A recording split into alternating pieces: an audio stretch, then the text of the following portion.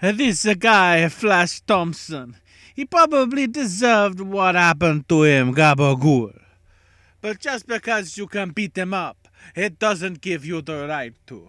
Remember, with great power comes great responsibility. Hello, it's me, Jared Leto, auditioning for the role of Uncle Ben for the new Spider-Man film. Did I get the job? Oh wait, I got the job of Morbius? Damn it. And that happened. This, this is the closest you're going to get, Ashley. Good. Good. That's why this is the ongoing trend. Oh, dear God. Every time I'm going to And come I'm up looking with at a Jared famous Leto in quote the that face. might somehow to do with a film that might be out that week. So I decided to just go with the low-hanging fruit because tonight's the premiere of Spider-Man. And everybody's saying, don't share the spoilers. The spoiler's going to be out within 5 minutes. That's how Sony works. I'm staying away from it, thankfully. So, yeah. Along the way with the award season, when we do our podcast here, we are trying to predict the big 8 categories. Well, there's a time where we actually start getting televised, and in this case, not televised? Question mark? Blinking man emoji. Needless to say, it's time to talk our first nominations lineups for the Golden Globes and the Critics' Choice. And I know what you're thinking. If you're new to the network, where are the predictions? They're not on this show. So we're just going to talk about the actual reactions to the nominations and both governing bodies. And then on the 27th, I can say this right now, that Monday night, we're going to be live to do our Critics' Choice predictions. And on January 3rd, right before I go to the mass mandate capital of the world, Los Angeles, California, I will be joining this whole panel to do our Golden Globes predictions. And then I'm not exactly sure how the award season's going to go. Let's just say, take a shot. Feet don't fail me now. I guess we'll find out if that's going to mean anything or not. But yeah, so we'll get to that when we get to it. But yeah, my name is Owen. Welcome to another edition of the Awards Show Popcast, exclusively here on the Popcast Network. Joining me as always, we have Ashley. Indeed. And AJ. Yeah, it's also worth noting, while we won't be predicting the winners of these just yet, we might be in real time tinkering our Oscar nomination predictions. So there is that. But what I do want to bring up the thing that I'm probably going to say, and we're probably going to say multiple times between now and when the next set happens, and that's the idea that we are going to go through these and we're going to talk about a lot of possibilities and what things could mean. But as I feel like we have to say every year, people want to immediately look at Globes and the Critics' Choice and immediately start making concrete decisions, Sure. despite the fact that they mean literally nothing. The only they could indicate possible things that are in this now, but it won't be till like SAG and BAFTA that you got to be saying, "Oh shit, something might be in danger," or "Oh shit, something might really be doing better than we thought it was." Certainly. Like Because AJ, I know people are going to look at these and say, "Oh my God, something is out of the race now." That's not how this works. the word for tonight, the best way to describe it is visibility. So it's everything is getting more visibility this way. It may lead to something, it may not. We won't know that until, again, we get to SAG and BAFTA to see where we're actually going to go with this race. Now, we talk about every single year, and if you've been following along with us, you know what I'm talking about. Brian, I know you're in chat to know this. At the end of the day, this is just the Globes or just the Critics' Choice Awards. They may or may not matter. We always say the Globes don't matter. Sometimes this starts something. It starts a trend. Sometimes it just dies on arrival. You never know. We're just at the beginning here. Not to mention, even more so this year, because one of these shows, which already didn't mean much in regards to the full race anyway, is now basically been shunned by its own industry. So Very true. Hang on. So before we get started, which shows are we covering again? Globe and Critics' Choice. Oh no. Damn it. One of these things is not What? like the other things. One of these things just doesn't belong. Can you guess which thing is not like the other thing? Before I finish my song. Yeah. It's been way too long, Ashley. It really Yeah, has. that's why Wrestling Popcast coming back to the network 2022. That's why I brought it back. Because I'm waiting. Considering I just saw a random episode of Lin-Manuel Miranda on Sesame Street as a real estate agent. What? Okay, we'll definitely get to him before we get done tonight. So yeah, real quick before we get into anything, as always, we want to acknowledge our chat because that's what we do here on the network. Welcome, Cassie. Josephine says, "Hey guys, excited to join. Been reading lots of good books lately. The Stranger in the Lifeboat by Mitch Albom and The Cricket on the Hearth by Charles Dickens. Now currently reading Richard Matheson's Somewhere in Time, which is the guy who did I Am Legend. So yeah, we've got Josephine saying, imagine Jared Leto's wardrobe looking like The Master of Disguise from 2002. Ooh, Lord. I didn't want to think about that. By the way, Josephine's fan art for Dune with the puns. I just want to thank her that those exist. Dune! Dear God. Okay, this is so the pile of crow that I'll be eating is going to be taken care of at the end of this month, so don't worry about it. So Brian says Spirit Award nominations tomorrow. Oscar shortlist comes out next Tuesday. Animated feature list already came out earlier this month. Yeah, we're just chugging along this award season left and right. So we're in the midst of everything right now, and we're going to talk about the Golden Globes, like AJ said, which of course is the black sheep of the awards body this year, and the Critics' Choice Awards, which I still can't explain why, is one of the most popular podcasts that we do every single year. What I'd love about the fact that over here, the coverage has all been like, Golden Globe Awards, but nobody likes them. The Critics' Choice Awards are moved to be in the same time. They mentioned the Golden Globe nominations and like who's got what in terms of the Brits. They don't even bother with the Critics' Choice. It's like, so if the other one apparently now makes more sense and like has less controversy about it, why don't you talk about that one instead of the one that's trying to get its house into order? Still. I don't know. It's like I said, I can't explain why Critics' Choice seems to be one of our most popular podcasts of the year when it's the one that most people don't care. Like the People's Choice Awards of all things that we've covered in the past. That was one of the most popular shows. Kind of like that random Ring of Honor podcast you fell asleep during, Ashley. Yeah. I wasn't doing that on There we go. Take a shot.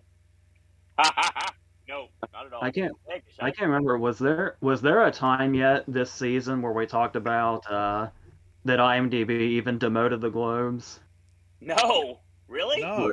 When you go to somebody's page and it says like if they've been nominated for or won an Oscar, and then if they weren't, then the next one was if they were nominated for or won a Globe, and then so on. So, the obvious example for me would be if you go to Emily Blunt's page, it used to say won a Golden Globe, and now it says nominated for 2 BAFTAs in its place. Yikes. That happened like immediately after after it was announced that they weren't going to be televised this year. Like that change was immediately made. Well, we'll see if that changes in 2023 or not. Who knows? A lot of things can happen in a year. More ways than one. So yeah, talk about these nominations. So full disclosure, everyone knows by now, I was working today because like I do on the weekdays anyway. And this was funny. So I'm in my office and I'm just checking out the computer and everything, trying to get the Globes to pop up. They're the first thing that pops up. And I'm like, when's the Critics' Choice going to go live? And of course it does midway through the day, and I wasn't able to really look at it. So after I got done with my run tonight, AJ was kind enough to let me know and clue me in on the Critics' Choice nominations, and I'm like, okay, this is a thing. Just like we mentioned before, and AJ mentioned at the top here, this may mean something, it may not. We don't know. So yes, keep in mind. I do just want to mention that as much shit as we give the Globes, and as much shit as the Globes have this year in general, these are a pretty good set of nominees they have. So there's some things definitely missing, but this year, like you mentioned before, AJ, and I'm sure you've said as well, Ashley, there's a lot of things that are just gonna miss out this year because it's way too crowded. Yeah. There was one thing I did want to mention. Well, usually it's the musical or comedy category. We have the ridiculous shit, Yes. like music and all that. Here we go again. I was having a regret, and I guess I should like put this out there. I actually have a couple of regrets about our last video. Yeah. And I acknowledged one of them immediately as soon as we stopped recording. This is true. That was the fact that I had this whole debate going on in that last video with myself about if the fifth slot in actor was Peter Dinklage or Joaquin Phoenix. Which is really funny because before we even did that video, it was DiCaprio that I had in my head as the other person, not Joaquin Phoenix. Right. But for some reason, while I was having that whole discussion with myself out loud while we were recording, DiCaprio just went out of my head completely. I never even brought his name up. And then it was like, so the debate should have been, was I going to go with Dinklage or DiCaprio? And I got concerned because I said Dinklage. Mm-hmm. And the question was, what kind of Joe Wright are we getting with Cyrano exactly? Because there are two different kinds of Joe Wright. One's very prestigious and one is not. Yes. And Dinklage did that performance on Colbert of that song. And I was reading the comments. Most of them were kind of shitting on him, but it was like half of it seemed to be he had like just gotten his booster shot and had still had fatigue from that. But then there was also the fact that his singing voice is unconventional.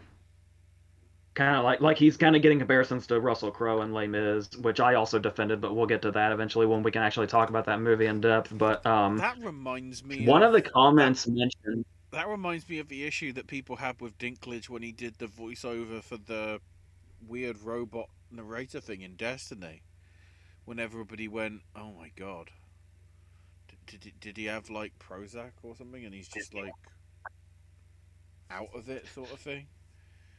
He doesn't. There's no emotion there. And then they recast it with Nolan North and whatever, and people were like more into it. So, did he do the same thing on Colbert? Is he going to get replaced by Nolan? Well, North? there was something else. There was something else that had me concerned about with the question of which Joe Wright are we getting with Cyrano, because that could impact if Dinklage has a chance or not. Sure. It was a passing comment from somebody that had seen it. I'm assuming at a festival or something. Mm-hmm. Apparently, there's a sequence with dancing sheep in it. I don't. Oh, which gives me borderline. It's lamb. It gives me. It gives me borderline Cats vibes. The image that gave me. So I honestly have no idea where Cyrano's going to end up itself and how much that's going to affect the chance that Dinklage has. But going in with all of that information, if we were doing the last video over again, I probably would have said DiCaprio. But I don't know. So that remains to be seen. The other thing, real quick, that I regretted was I got my wires crossed on something, which doesn't really show up here much today, but just to get it out there, since I already said it. I had put Parallel Mothers in my original screenplay lineup because I said that Almodovar has a good track record in that category. Somewhere I got my wires crossed because I looked it up after questioning myself, and the only time he's ever been nominated is that one time that he won. And I think what I was thinking of was his director nomination for Doctor also. And for some reason, I was under the impression like All About My Mother and potentially When on the Verge of a Nervous Breakdown might have gotten in, but they didn't. So, yeah, I mean, I'll probably still stick with him anyway, but that wasn't quite what I said it was, it turns out. So I would like to just clarify that as well. So he's very very humble, everyone. Just, unlike me, that totally said the wrong name and looked like a total idiot. He actually just covers himself up quite well. So, Brian says Tay Diggs will be back, but this time with Nicole Byer for both movie and TV awards. Josephine says I'm disappointed at the Critics' Choice for not acknowledging more indies, smaller independent movies. I surprisingly like the Globe nods more than the Critics' Choice. After all, the Critics' Choice members aren't really critics, there's some sleight of hand. Yeah, Smurfy boy, you'll bring up what I'm about ready to say later tonight. It's weird that Coda is getting all this love by Marley Matlin is nowhere to be found. Literally, that's the first thing I said out loud when we got to everything, but we'll get to that, don't worry. Also, to go on what Josephine just mentioned is you can tell that the critics and the Critics' Choice are two separate things because I believe in between our last video and now, Don't Look Up's reviews came out, and it had like a 50 something on Rotten Tomatoes. And first off, everybody was freaking out, but it was like, first of all, Vice was kind of in that area also, and Vice ended up being like practically top 5 in Oscar nominations. So that's just the McKay effect. But yeah, the fact that Don't Look Up still got into, I mean, it didn't do as well as it could have, but it still got into the picture lineup at Critics' Choice. You can kind of see the divide. Right. All right. Brian says, keep in mind, Cyrano hasn't had his public release yet, which is the underperforming tragedy of Macbeth. But remember, the Globes did not go with True Grit and all. Yeah, I'm holding on. I'm still holding on to Macbeth. Macbeth still has plenty of time for a surge. It's just coming out so late. Like Macbeth might also even be that movie where there's always that one movie that comes out too late for SAG and looks like it's dead. But I'm gonna be ride or die with Macbeth all the way up to nominations morning. So just so we're clear. Yeah. All right. We have chat all taken care of. Everyone, let's have some fun now. So let's talk about the predictions. AJ, I'm tired. I'm very tired, actually. Smurfy Boy says, also, the same can be said for the love for Tick, Tick, Boom, but no Robin DeJesus in supporting actor. Yeah. Especially since supporting actor is such a dead category this year. All right, so we're going to look into the nominations right now. Do you want to start with the Globes or you want to start with the Critics' Choice? Well, considering... Let's start with Worthless Ass Critics' Choice. Oh, okay, we're going the other way around. Okay. What were you gonna say? I was gonna say, let's talk about the one that nobody's gonna be at, apparently. Especially, you know, they're just both equally worthless. No, the other one's better because they're gonna show up to it. Yeah, I saw where the dude that runs it said he's basically out to replace the Globes. Meryl Streep is not here to accept her award.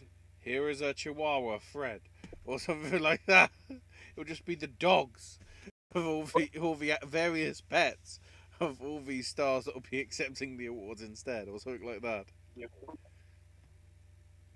But I mean, I do have to say, you'll notice that the Critics' Choice took an interesting turn by nominating Kushner for West Side Story. You remember Kushner, right? The guy that won a Critics' Choice Award for Lincoln, and then they took his trophy away because they ran out of them. Yeah. So it's very nice they invite him back. I'm sure he's thrilled. Okay. Once again, Josephine says, imagine if one of the studios, most likely Disney or Netflix, put bombs in an FYC package to bribe voters. Okay, that's extreme. The comments of our chat are not those of Popcast Network or its subsidiaries. Sorry, Josephine. We know SAG that nominations won't be one of out them is until the called 12th Tick of Tick. next month, says Brian. We know that one of them's called Tick Tick Boom. Don't go too far, please. Lorraine says, I don't want to let Jason Isaacs go, but we're getting close to that point. Yeah, I'm about ready to be there with my precious French Dispatch, too, which I absolutely hate to do, but it may be the case at this point. That's gonna be so much bullshit. Because, like we keep saying, supporting actor is uncharacteristically dead this year. Yeah. Jason Isaacs was on another level. And the fact that, I mean, I'm not against, well, I'm not completely against what we're looking at right now in regards to supporting actor. Mm-hmm. But especially since Ann Dowd managed to make herself known at Critics' Choice, if they've clearly seen Mass and couldn't put Isaacs in a 6-slot category, I just have to call bullshit entirely. That's fair. 100% fair assessment on that one. And I mean, honestly, it's weirdly enough, even though the race is so tight, I could say the same thing about Joaquin and Come On. Because that performance is awesome, and it's not getting nearly enough accolades now that we've started our actual televised awards portion of this series. Yeah, I don't want to regret this, and I obviously I just started this by saying it's stupid to have knee-jerk reactions to these two. Sure. But I do feel like I abandoned ship on Come On at a good time. But that's only because of the competition that it has. It sucks because it's so good, and it's gonna get this. Just like, unfortunately, like stuff like the French Dispatch is gonna get lost to the fact that there's just too much this year, too many strong contenders for everything. Movies that would be running away with the run right now are just gonna be completely forgotten because that's just how it is this year, whether right or wrong. That's all. Sorry, AJ. Brian brings up something you like to talk about. No Signs of the Humans. I am not completely on board with that being a sign because I feel like The Humans could very easily be a SAG movie. Not like Ensemble, but for Jenkins and Howdyshell, maybe. Mm-hmm. Especially since Howdyshell has like the Rylance thing going on, where it's like they know her from the stage, even if she's not big in movies yet. Right. Remember when Rylance was in for Bridge of Spies, like nobody knew who he was as far as like a lot of moviegoers. And now I want to talk about him so bad, but I don't know how many people in the panel have seen Don't Look Up. So yeah, I definitely want to talk about his character so bad right now. Until it shows up on Netflix, which therefore means it goes via other means. I've got to wait till Christmas. Lorraine says Mass deserves a SAG Ensemble nomination. It's really a true ensemble movie. Absolutely agreed. Yeah, we've talked about that many times on here. We were talking about the day where it's like if any branch is going to appreciate Mass, that would be the one. Right. And you could say the same about The Humans also. It's weird how comparable those two movies are, especially since Reed Birney, who's the other dad in Mass, was Jenkins's part in The Humans on stage, if I remember correctly. So it's like they're just constantly connected.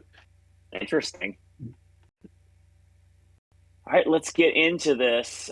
Critics' Choice is going to go second. So Golden Globes time. Let's do this.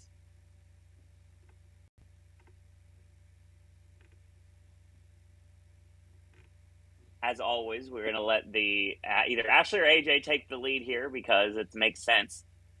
So are we bringing I'm just gonna start off TV stuff or not?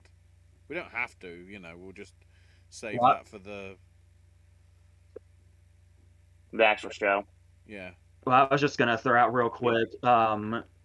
What the hell is up with the absence of the White Lotus outside of Coolidge?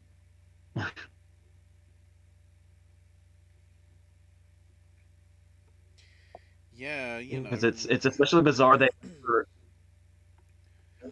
went for impeachment, but nobody from impeachment is here.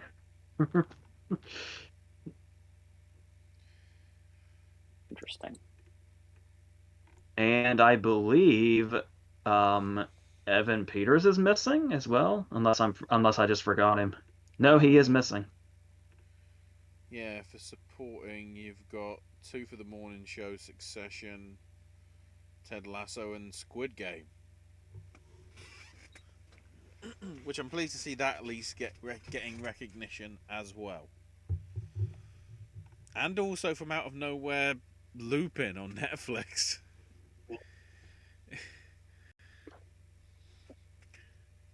I didn't expect that, but fair play to actually international stuff making it in, not just like international film and stuff, but it's actually getting recognised on the television front, which at least is good to see. I do also kind of like that. I do kind of like that Chastain and Isaac are here, but it's not in miniseries, despite the fact that the miniseries is just them. Well, is it more of a case of we gave it the award originally 45 years ago? Well, I mean, if you do that, you got to bring West Side Story into it, and that appears to also be the case. Then so. again, how much of that is an actual remake of the original? Quite a bit. Like it's probably 96% the original. But a lot of it is The more changes- akin the to changes- the actual original stage play before it became the movie as well. So Yeah, the changes from the original movie are big, but it felt very much still like I know every beat of this. Except for the one big thing, but we'll talk about that when Critics' Choice comes around. So, on the foreign language front, the nominees are Compartment Number 6 for Finland, Drive My Car from Japan, The Hand of God from Italy, A Hero from Iran, and Almodovar's Parallel Mothers for Spain. Which I don't think, from what I quickly looked into it, Parallel Mothers isn't even Spain's official Oscar entry. Which is great, isn't it? I'm gonna have to have a quick look at the submissions. It's bizarre.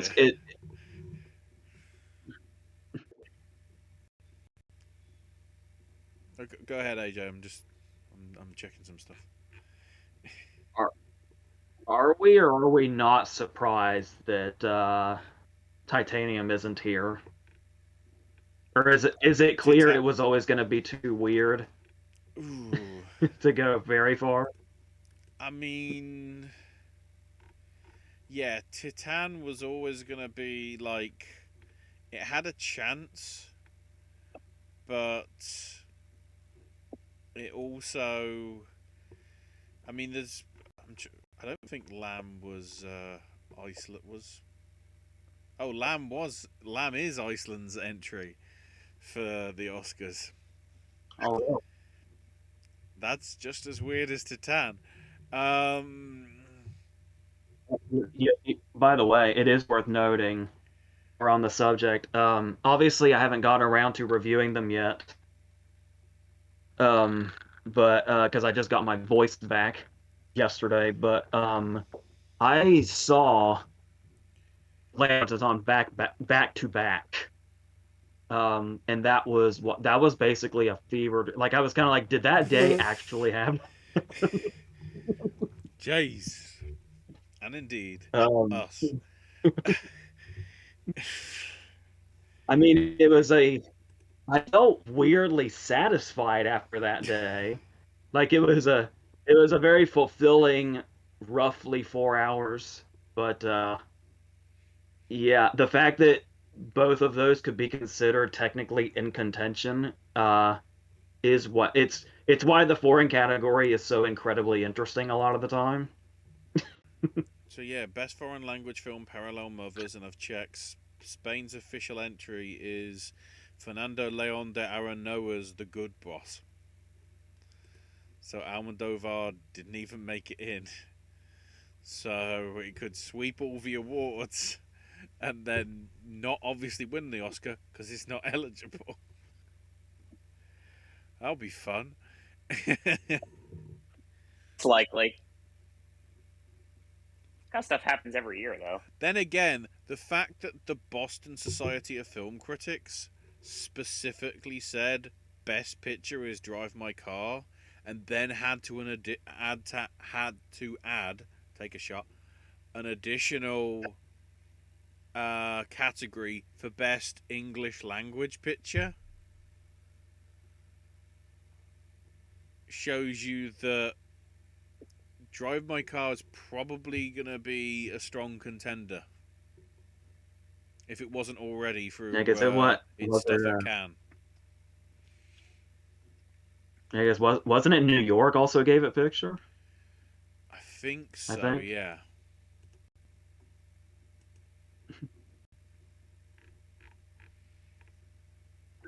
Okay, I got some chat stuff. So yeah, it's funny because I'm reading Lorraine's Twitter and she was talking about watching Drive My Car and everything, and she says it's in her adapted screenplay lineup at the Oscars, and I plan to stick with this until nominations morning. Let's see what else we got here. Smurfy Boy says, is White Lotus in comedy or limited series?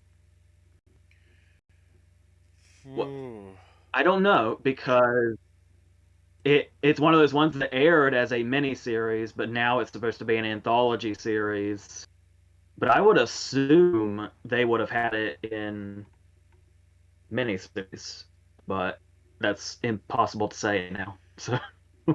But then again, at the same time, if they do a sequel to Mayor of Easttown, surely that can't be miniseries. So I don't know why. I don't know why we're seeing like this mini death of the miniseries, where a miniseries can't seem to stand alone anymore. But yeah, I mean, not to take digs at like Fargo or Big Little Lies, both of which I love, but I mean, I'm starting to miss the miniseries. It's like the reason I get invested in miniseries is because I know it's a limited investment. Because shows get shitty when they go on, and that's why I avoid a lot of them. Right. Let's see. Brian says, didn't see that in miniseries. I did see the original 73 miniseries, and if I remembered, I'd like 2 out of the 6. Josephine says, so sad to see Titane not here. I haven't seen Drive My Car yet, but I can't wait. Happy it's here. I was shocked that Worst Person in the World was snubbed. Here, anyway. I think. Or no, it got a win somewhere. It also got picked up for a Criterion Blu-ray release this past weekend, according to Brian.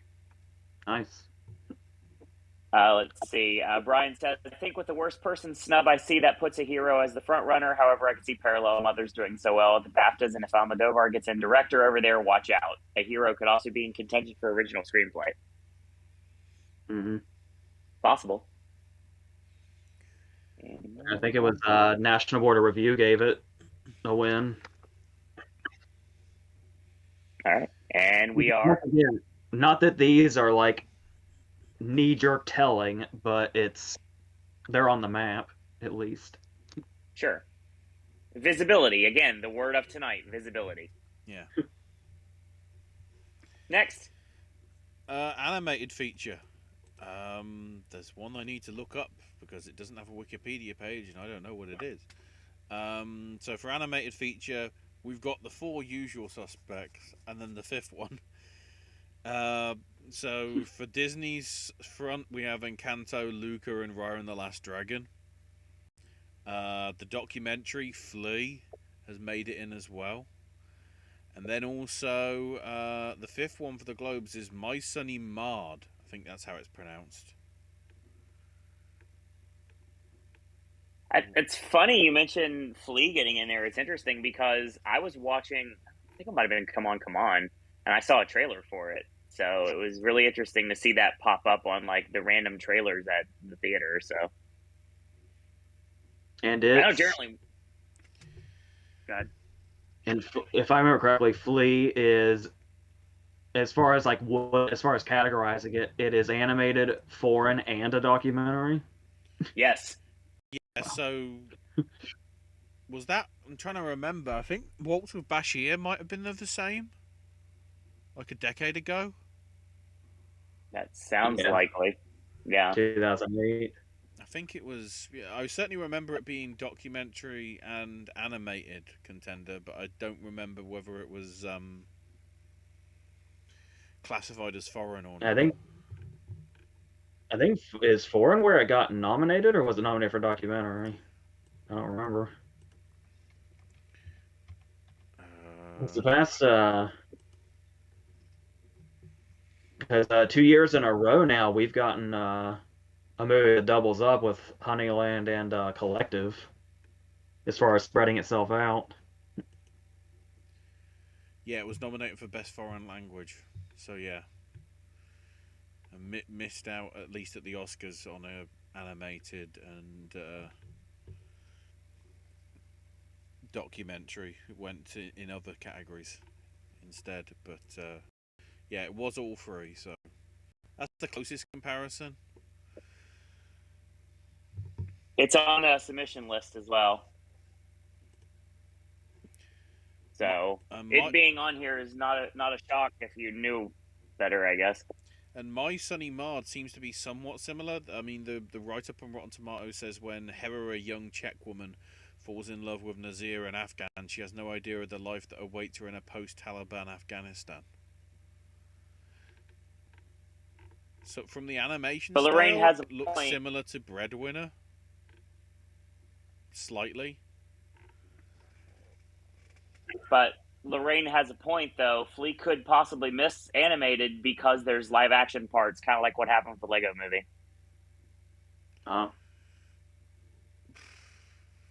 Bashir got international, of course. It didn't get documentary, and animated was Bolt, Kung Fu Panda, and Wall-E. That's when there was 3, though, rather than 5, so... Right. Speaking of 5, let's go into Best Original Song. Yeah, from all over the place. So we have Be Alive, Beyonce's track from the end of King Richard. Dos Urguitas from Lin-Manuel Miranda, from Somewhere in Encanto. Down to Joy from Belfast, from a guy that doesn't believe in vaccinations. We're not going to vote for him. Then the only nomination anywhere for Respect. This is the only way this movie is going to be acknowledged, is this original song category. And I'll tell you right now, the person missing from this lineup right now actually is Ariana Grande. And the Oscars like to go for the star-studded lineup. And if you've got Beyonce, Lin-Manuel Miranda, you have Billie Eilish, and you also have Ariana Grande on the Oscar stage, I really think it's like a recipe for great rating. Is Billie Eilish eligible? Yes. I was thinking she is number 5. That's the one I was trying to get to.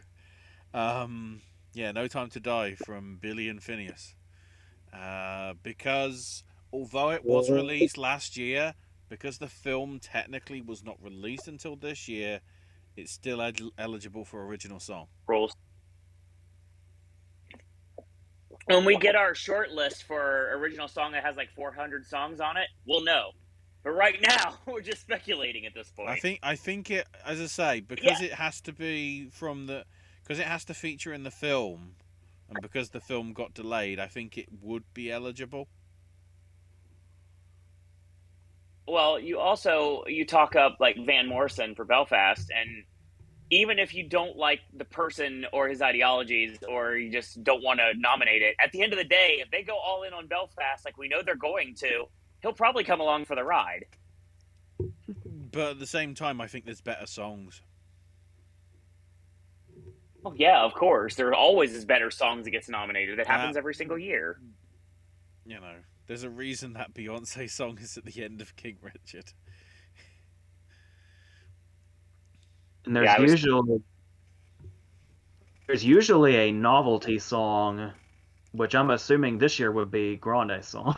Yeah, Just Look Up would definitely be the novelty song this year for sure. We'll get to the Critics' Choice.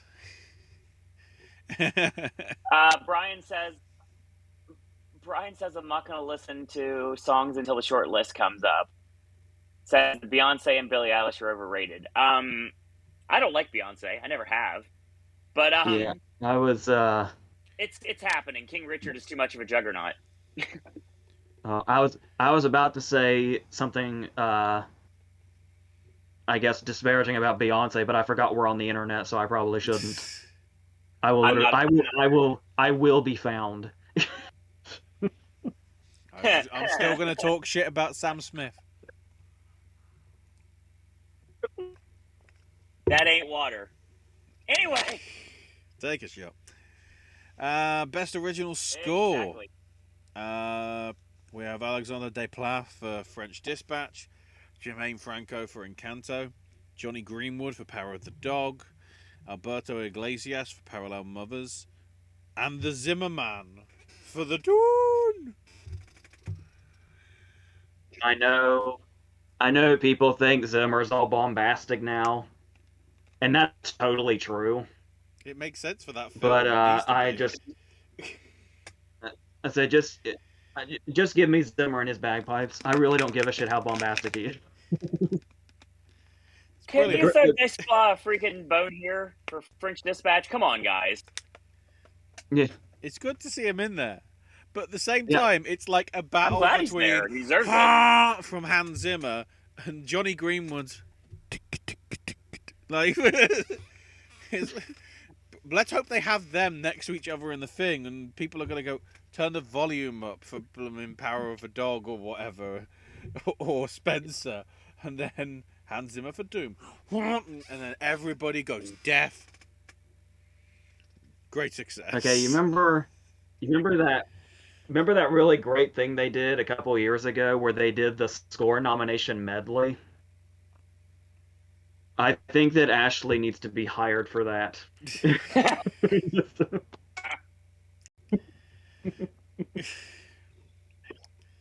That's all I remember from Hans Zimmer's stuff on Inception and Tenet. There's just a lot of honking.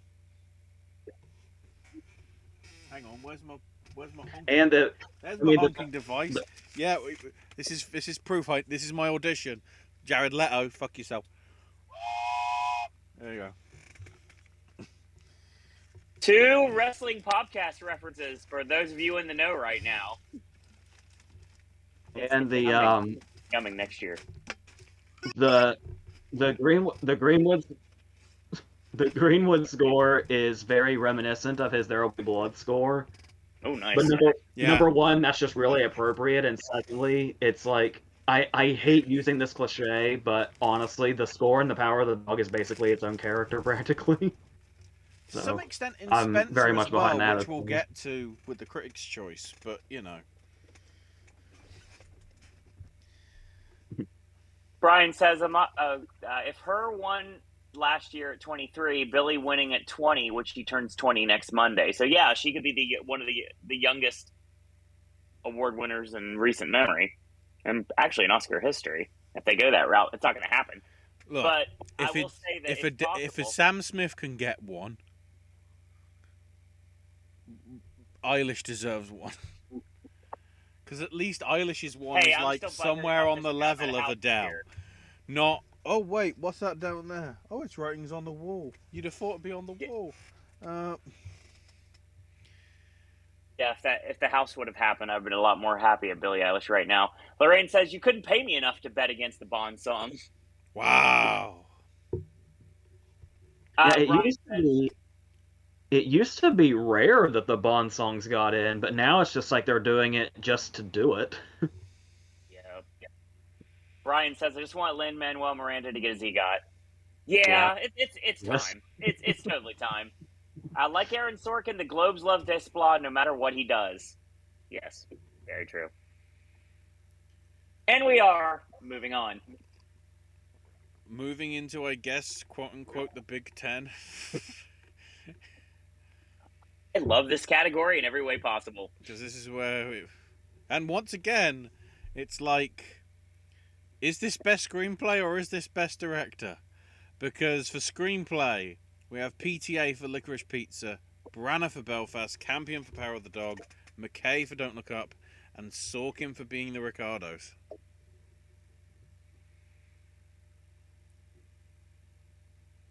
I would just like to mention one more time, because I mention it all the time, that Sorkin won this for Steve Jobs prior to being snubbed entirely. Just so we're clear. That is all. The facts are being established. That being said, my love for Being the Ricardos finally coming through, at least in a couple governing bodies. We'll see You're how welcome. it holds out. We'll see how it holds I, out. I had said before, back when it was like, oh, Belfast is the big front runner right now, that that Branagh was essentially the front runner in screenplay. But is that probably Licorice Pizza now? For sure. Because like we were saying, I can never remember what conversations we've had on the phone and which ones we had here. But That's fair. have we did I mention, did we have the whole thing here about how much they love Paul Thomas Anderson and how desperate they are to find an opening in 1 year to finally give him something? We had it on the phone, but we have talked about PTA on here numerous times. And the fact that I feel like if anything shows that, it's Phantom Thread's showing. Yep. How a movie like Phantom Thread should have been way alienating. Like it's almost impossible to me how well Phantom Thread's showing was. Right. And then, and the fact how we have mentioned like before, you brought up before as well, the fact that this is to some extent PTA's Once Upon a Time in Hollywood, and it's it's foreign press for Hollywood, but you know, the people that are handing out the awards, it's sort of their subject matter and everything. That's why it's not surprising that, you know, Being the Ricardos does feature in here along with Licorice Pizza, because it's about them. To some extent, Don't Look Up is also about them, considering the satire on the media and everything. So also appropriate because if I remember correctly, I think I heard something about Christine Ebersol being in Licorice Pizza and playing a character that is essentially Lucille Ball. So we've got her twice in the category. That makes sense. I think so, yeah. Let me double check the Wikipedia. Yeah, we have not William Holden, not Lucille Ball. Okay, they're the only two that are sort of not real. Everybody else might be real. And then on the direct. So, go ahead. I'll let you go through chat first. I was just going to get a couple things out of chat. Lorraine says he won over Spotlight, and I'm still baffled by it. Josephine brings us on our path. AJ, 100%. Wish French Dispatch was nominated for comedy or musical, screenplay, and Jeffrey Wright in supporting actor. Totally one of the most undervalued films of the season. Damn right. I wish Disney was prioritizing French Dispatch over West Side Story. I mean, I liked West Side Story, but I do have reservations about Ansel Elgort and awkward song rearrangements. We'll get there. Don't worry. Smurf Murphy Boy asks, can Licorice Pizza be the front runner if Haim and Hoffman don't get nominated at the Oscars? Yeah, for sure. Yeah. I think I currently have one of It's number 3 right now. I have one of the two getting in for at least actor or actress so far. So I haven't made up my mind yet. We'll see what happens at the end of this month. The thing about Licorice Pizza also is the fact that it feels like it's really on a steady uprise right now. Totally. And the fact that it already feels like it's in that position, and it hasn't even been fully released yet. Right. I feel like Licorice Pizza is definitely on a path here that's gonna, because we keep bouncing around with frontrunners because we started. I feel like we started at Belfast as far as stuff that were believable. This could absolutely happen. I think it was after its TIFF win, probably is where we really started there. But then people keep coming back to Power of the Dog. And now I feel like West Side Story is getting a better reception than almost anybody could have guessed. Like, even the people that were thinking West Side Story would do well, I don't know that they foresaw this well. No, not at all. And I feel like Licorice Pizza is definitely hanging out here in this group and just kind of steadily rising. I'm wondering whether the Brits killed the momentum for Belfast.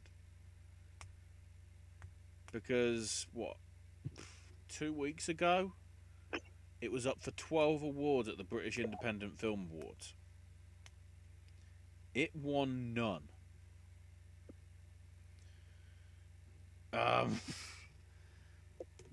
This, I don't know how long people have been following this stuff, and I don't want to sound like I think I have any significance whatsoever to the cosmos or anything, but I seem to have a really bad habit where something will be in frontrunner status before I see it, and then when I see it, I fall in love with it, and when I fall in love with it, its awards run dies immediately. It's been a steady thing for about 15 years. I think going back to Brokeback, and once I haven't been able to get this out yet because I haven't done the video on it, but I saw Belfast, and I really, really love Belfast a lot. So as soon as I got that feeling in the theater where I was like, oh my god, this is like even at a frontrunner status, I felt like the movie was being undersold to me. I did not realize it would be that great. And that might very well be the moment that it died. To be fair, he still hasn't killed Dune yet. To be fair, there were quite a few films that I would put on a par with Belfast that basically won the awards instead. So I don't think it's I'm wondering whether they didn't want to give it anything because they know it's going to get a lot from the not independent British Academy. Or basically BAFTA will give it quite a bit, and it's probably going to get. It's going to get, I'd have thought, something at probably every single award ceremony. In some shape or form. It was kind of a different scenario from what happened to the French Dispatch. Where that was the case of where I had the French Dispatch in my picture and screenplay predictions. And then I saw the movie. But when I saw the movie, I was like, I love this so much. This is easily top 3 of the year. This isn't gonna do shit. This is gonna be really hard for a wide Academy to take to, because I was talking about narratively, I feel like it'll be where it's alienating, and people will be like, I like Wes Anderson, but I don't know how I feel about this. And it was I found it very easy, despite how much I loved it, to realize that I don't think they're gonna completely take to this. Whereas, there are movies I love more than Belfast, like that, or Dune, or whatever, but, if Belfast were to do what it looked like it was going to do at one point, I would be totally fine with that. Especially Branagh and director. That was, I know many people have mixed color and black and white before, but I was not expecting how insane that was done. Like that, it practically blew my mind how Belfast just looks.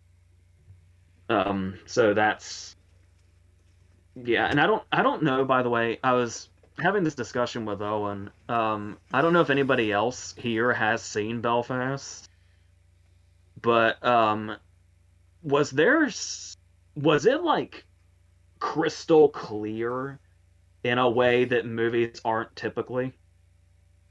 Like when I go to the theater and see like the digital projection, it's basically like watching a DVD on a giant screen. Belfast looks like it's in 4K at all times.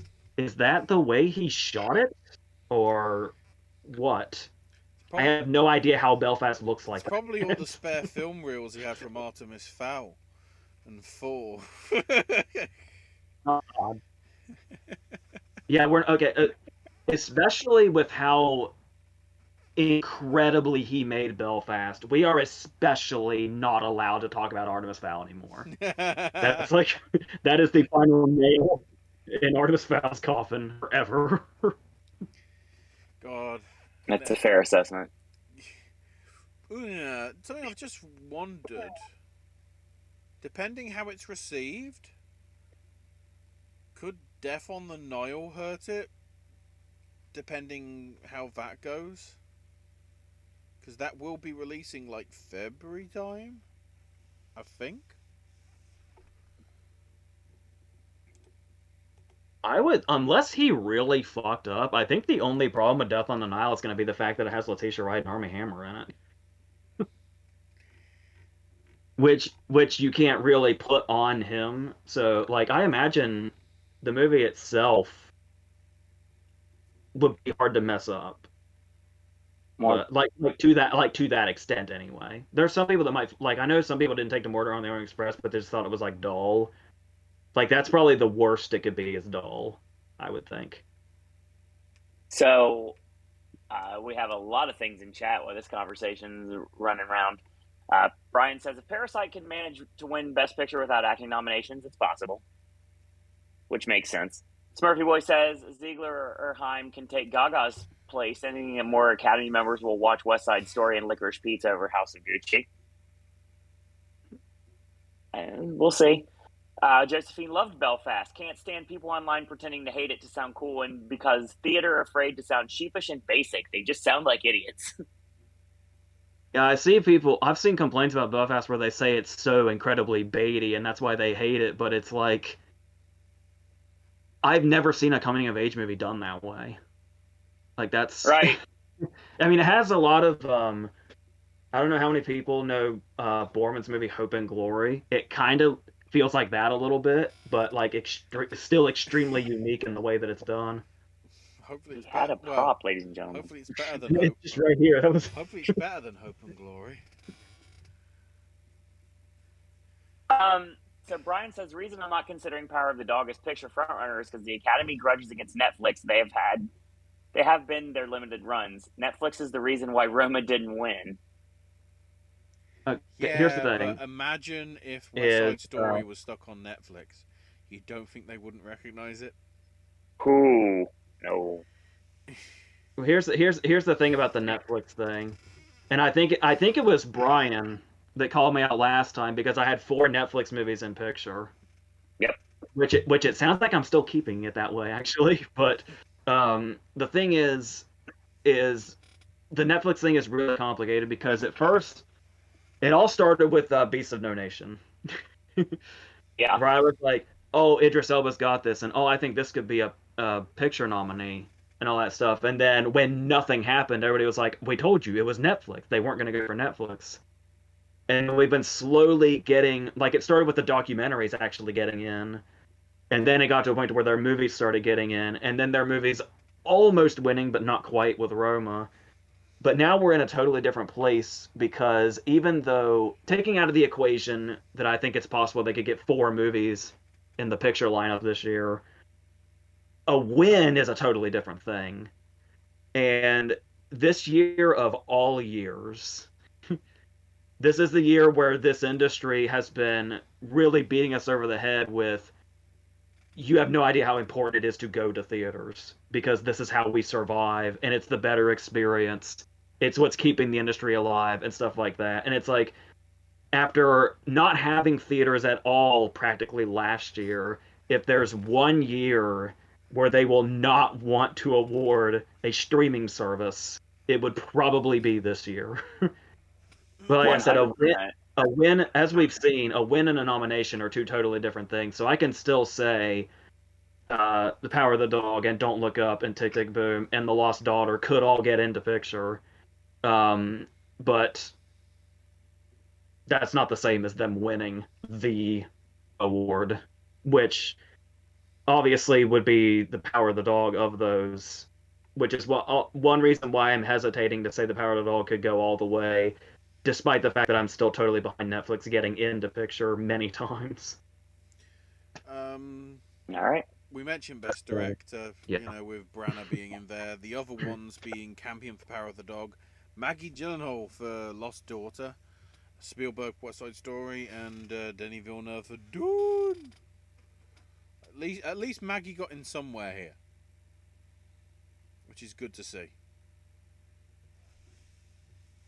It's too big of a race, Ashley. I can't see it going any further. That's what I'm saying. I'm just pleased that she got. She had. I felt it was worthy for her to get in either screenplay or director.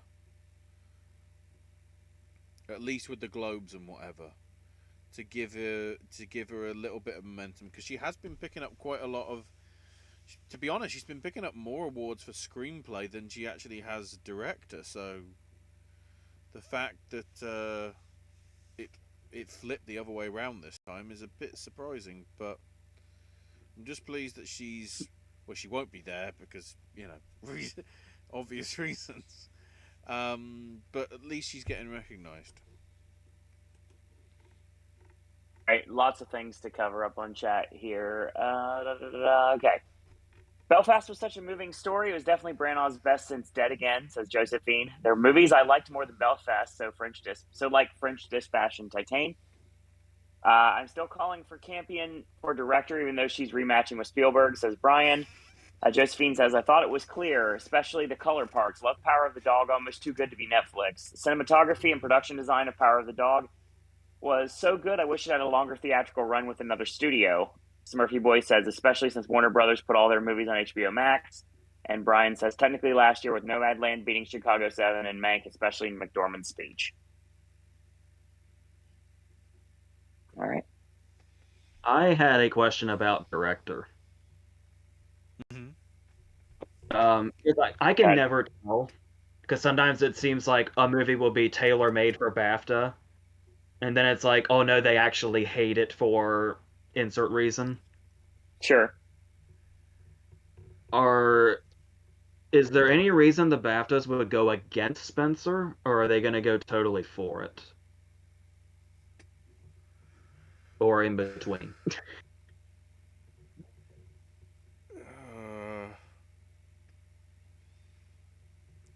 It's interesting because I don't think it really.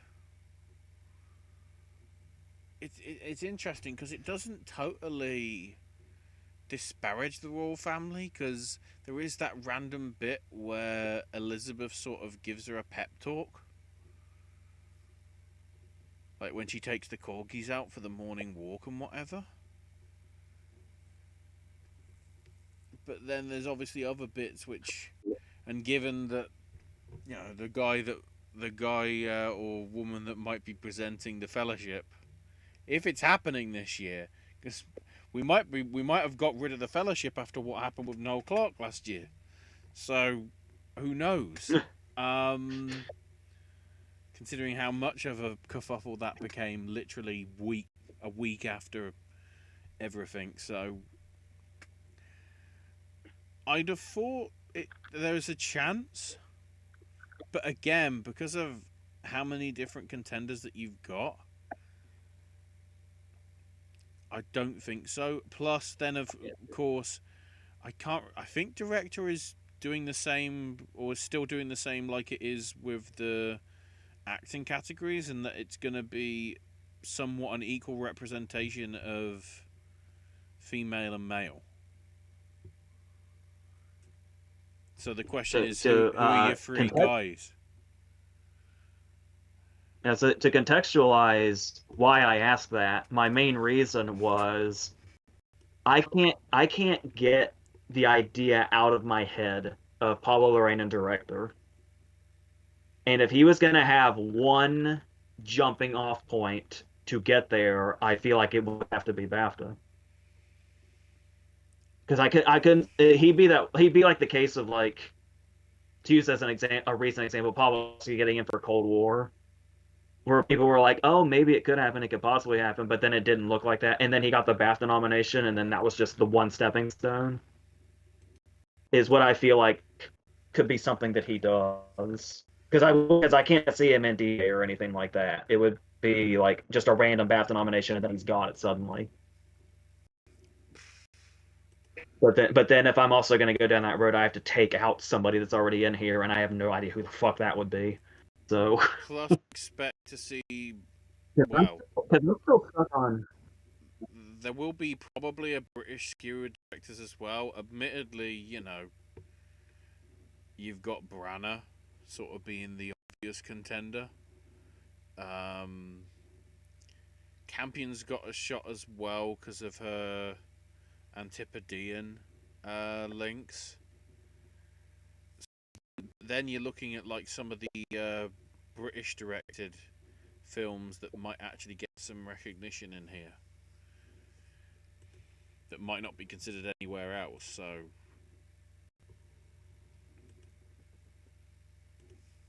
yeah, because I'm doubly in trouble here, because not only can I not let Pablo Larraín go.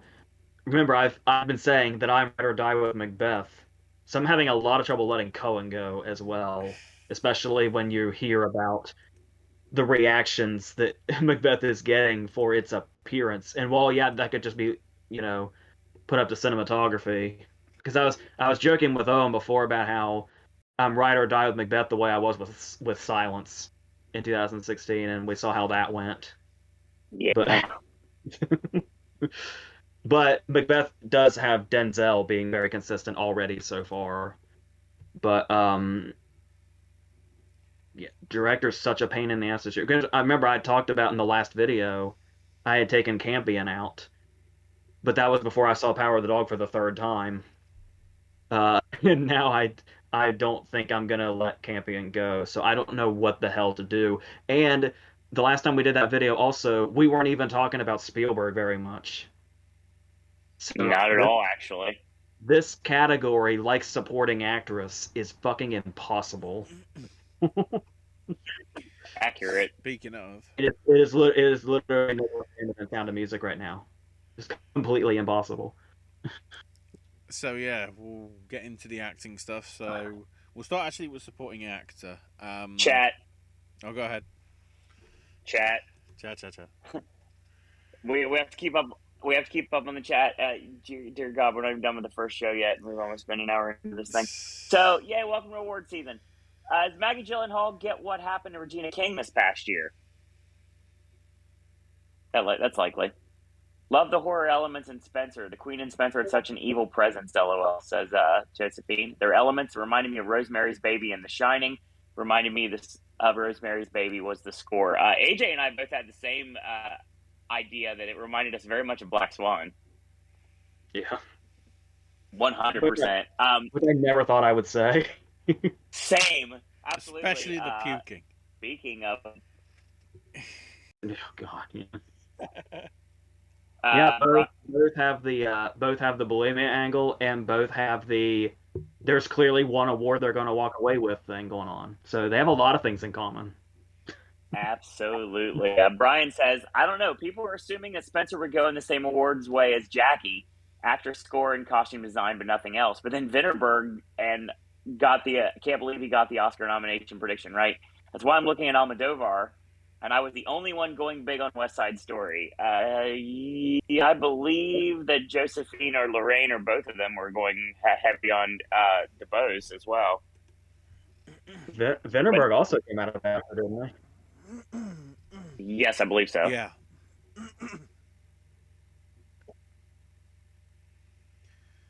yeah. We still got 8 left. Let's do this. Supporting actors. Yeah, supporting actor. The women are taking center stage this time. So we start with actor and then move to actress. So, supporting actor, we have Ben Affleck for The Tender Bar. Okay. Jamie Dornan for Belfast, Kieran Hines for Belfast, Troy Kotzer for Coda, and Cody Smith-McPhee for Power of the Doog. Doogie Howser. Belfast getting the double nod. To kind of go the opposite route. To kind of go the opposite route of what I was just talking about, the whole being a curse thing. To kind of give a bit of a spoiler for what we'll talk about on around Oscar night. There's always the thing where we do our own nominations, like what we would nominate and all that. And I was putting mine together just for now, and then I'll update them as we go. And when I got to the absolutely dead category that is supporting actor, I remembered Troy Kotzer, and I was like, "Oh yeah, he was good. Even if I don't stick with him, he's a good filler right now for this category." And it's also interesting because nobody seems to really be talking about him. And then right after that's when he won Gotham, and now this has happened. But I did have concerns about going with him because the category is so bleak. But then trying to be like, well, if I go with him, I might have to go with screenplay, and if I go with screenplay, I might have to go with picture, and I don't know if I'm ready to commit to Coda that much or not. I mean, weirder things have happened. He could be its sole nomination. Weirder things have happened just based on the competition alone, and the fact that supporting actor is the most open category of those three by far. But yeah, he might actually be here. This might be one of those things that's not just the Globes and Critics' Choice being out of left field, if that's what you want to call it. We shall see. And on the actress front, we have Katrina Balfe for Belfast, Ariana DeBose for West Side Story, Kirsten Dunst for Power of the Dog, Ingenue Ellis for King Richard, and Ruth Negga for Passing. Judi Dench does not exist. But I'd still say that's still a strong Neither 5. does Marlee Matlin with All the Love for Coda. I still say that's a strong 5, though. Yeah, I mean, truth be told, Matlin doesn't really stand out in the movie.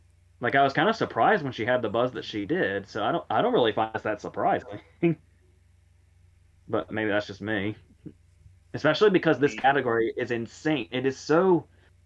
I feel like we've been saying this past couple of videos, but I mean, I cannot wrap my head around the fact that this is always the category that is dead. It is so otherworldly that this category of all categories is this competitive. And if I'm not mistaken, there's not really any category fraud here like there usually is. The closest would be Balfe, maybe, but then considering I would everybody, keep in mind, everybody in that film is considered supporting apart from the kid that plays young Kenneth Branagh. Let's just call it, let's see it, young Kenneth Branagh. But this is what, because like I was saying, I feel like in another year, Ruth Negga would be just running away with this. And she's like at the bottom. That's how insane this category is. I didn't even have Ingenue Ellis in last time we did the predictions. And she already doubled up today. And is definitely in the conversation. But Critics' Choice brings up something else that makes this race very interesting. Before we get to that, chat. Josephine says the same thing. My friend said it reminded him of Black Swan also. Brian says, look like somebody will be winning a performance that had previously won an Oscar, and it's not David Alvarez. Josephine says, as far as the foreign director slot, if Drive My Car get in for Ryosuke Hamaguchi, I wouldn't be surprised. And I wouldn't be surprised if it gets an adapted screenplay. Brian also bringing up what you were talking about with good old Calvin Broadus doing the lineup this morning, saying Snoop Dogg saying Ben Affleck this morning. Misspelling his name goes back to the name of Dick Pope. Yeah, we all remember Dick Pope here on this network. I think why Matlin has been talked about because she's the recognizable one of the entire cast. Yeah, that makes sense. Her pedigree speaks for itself. Snoop did a sow. May have to let go of that one too. Snoop did a sow. Yes. I approve of this. And so I obviously you look at all these predictions and everything like that. It's interesting that some show up at Critics' Choice, some don't show up at the Globe, some of them double up, and some of them are just neither there, here or there. So we'll see where we go with this. So yeah, let's get into our actor and actress category, shall we? So starting with musical comedy. For actor, we have DiCaprio for Don't Look Up, Dinklage for Cyrano, Garfield for Tick Tick Boom, Cooper Hoffman for Licorice Pizza, and Anthony Ramos for In the Heights. What?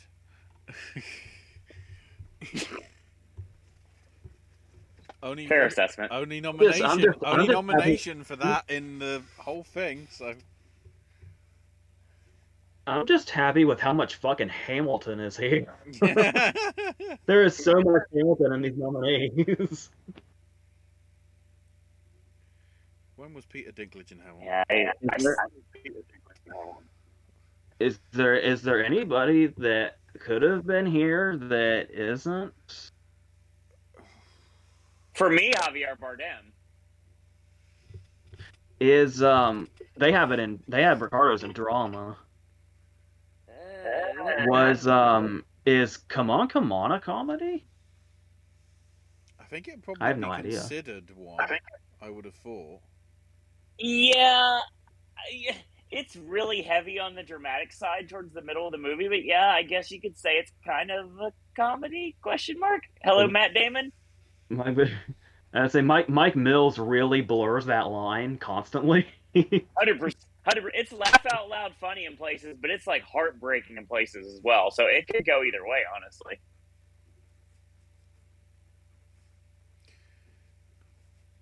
Yeah, I guess really the question is who's taking this, but obviously that's another video. Yeah. Yeah. Just. There's really nobody that's. I was just looking at the actress front because that's just as weird. I would say. We'll get there. I was waiting for the. Continue. Oh wait, no, chat. There's nothing actually. He said we'll get there, and there's Brian said I was that. about to go into it. So yeah, for Brian said okay.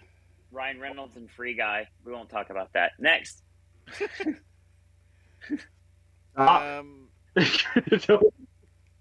Don't. Why would you say that? Why? Don't even bring up Ryan Reynolds. I never want to hear Ryan Reynolds' name again. In any context. Even if he's retiring, just let him do it. Don't even announce it. Where were we? God, I am really pleased that you are not Wrexham Football Club fans. Because if you're like, here's the chairman, Ryan Reynolds, you'd be like, oh, fuck.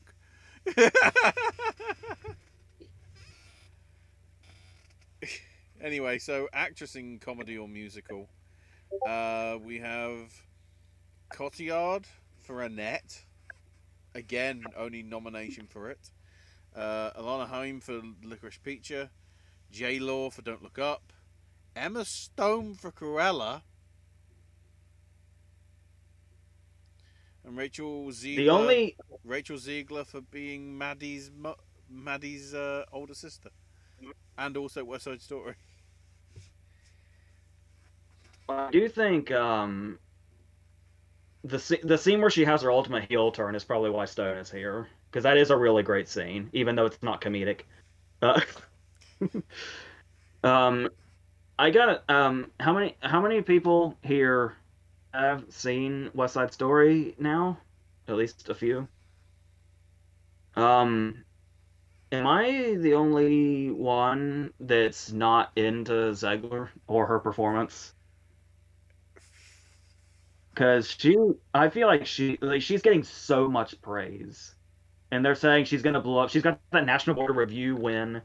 I thought she seriously dropped the ball in that last scene, and that's the scene that makes or breaks the performance of Maria in general.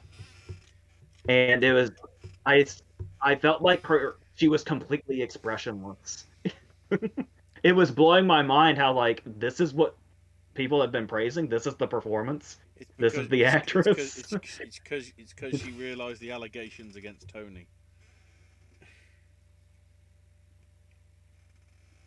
She kind of reminded me of Vanessa Hudgens most of the time. I won't even lie about that. I can't. Is that an insult to Vanessa Hudgens, or is that just a general statement? Just a general statement. I mean, obviously, everybody. I'm a mark for Jennifer Hudgens. I'm okay with that. But I mean, it's not what I'm imagining when I think West Side Story. I'm trying to fit.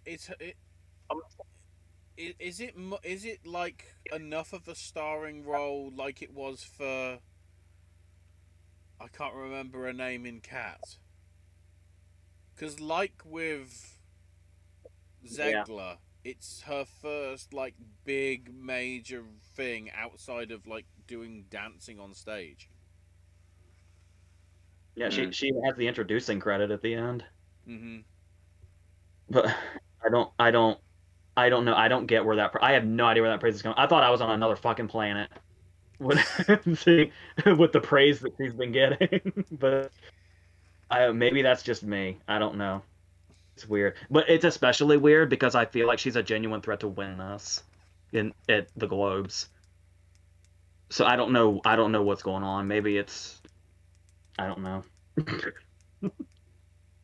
People are talking about Elgort being the weak link, and it's like, did No, they see that last scene? That's the scene of the movie that she just dropped.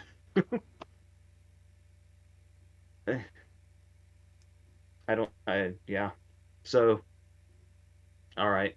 There's always there's always some big awards thing that somebody's just completely on another page of. I guess that one's mine this year. So Josephine's got a couple things to say. Wish Come On, Come On showed up again. My mom and I loved it. It was her first trip back into the movie since Invisible Man. Damn. Craziness.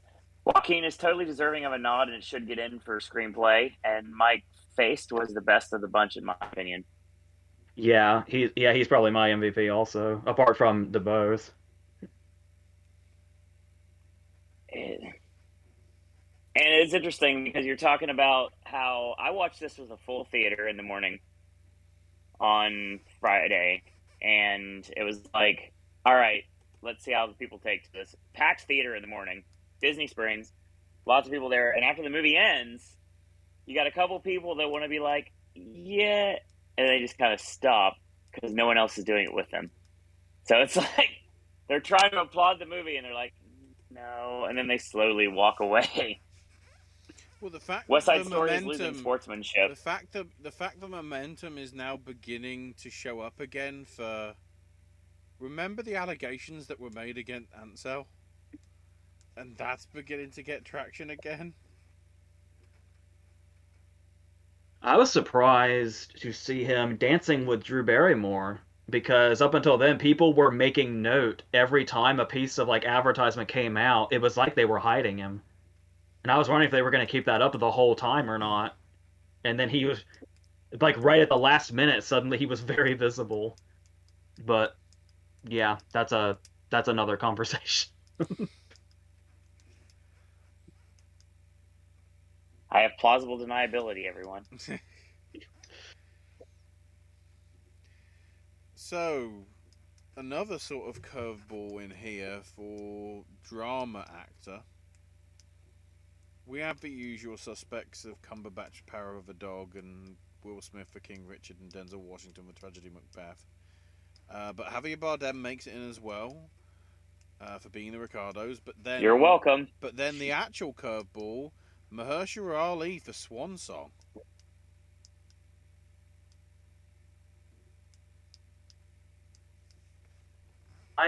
My story with Swan Song is something that I've been saying for a while now, especially when like Netflix was really rising to power, was the really annoying thing about stuff being on streaming sites is that I sometimes am not sure if I'm seeing a poster for a movie or a series. And I don't know if it's because the poster for Swan Song is very similar to Ollie's poster for True Detective. But when I first saw the poster, I had assumed that Swan Song was a miniseries for some reason. I don't know what made me think that, but my mom just went with that. And then he was on, I think it was Colbert again, and they were saying it was a movie, and that's how I learned. And this was like this week. So this is all. So Swan Song is happening very quickly, but are we all under the impression that the category is so packed that this will be the last of it? But then again, it's Mahershala Ali, and awards follow him around like lost puppies. Because of the way we get the split categories here, I can see Ali and probably Bardem getting cut and in place go some of the musical or comedy people, or somebody else that didn't even get recognized. Obviously, Garfield. Yeah, is towards the top. Sure. Yeah, you just keep that lineup and keep Bardem in there, and you've got basically my lineup, and I'm good with that. So does that mean you're not going DiCaprio, or are you not going? You weren't going with Cumberbatch. Have you come around on that yet? Well, you'll see what happens at the end of the month. I had to do some changes. We'll Tension put it that mounting. Maybe I had to bump someone I didn't want to bump for Bandersnatch. So then on the Bill and Ted references for the win. Then on the actress drama situation, we have Jessica Chastain for Eyes of Tammy Faye, Olivia Colman for Lost Daughter, Lady Gaga for House of Gucci, Nicole Kidman for Being the Ricardos, and Kristen Stewart for Spencer.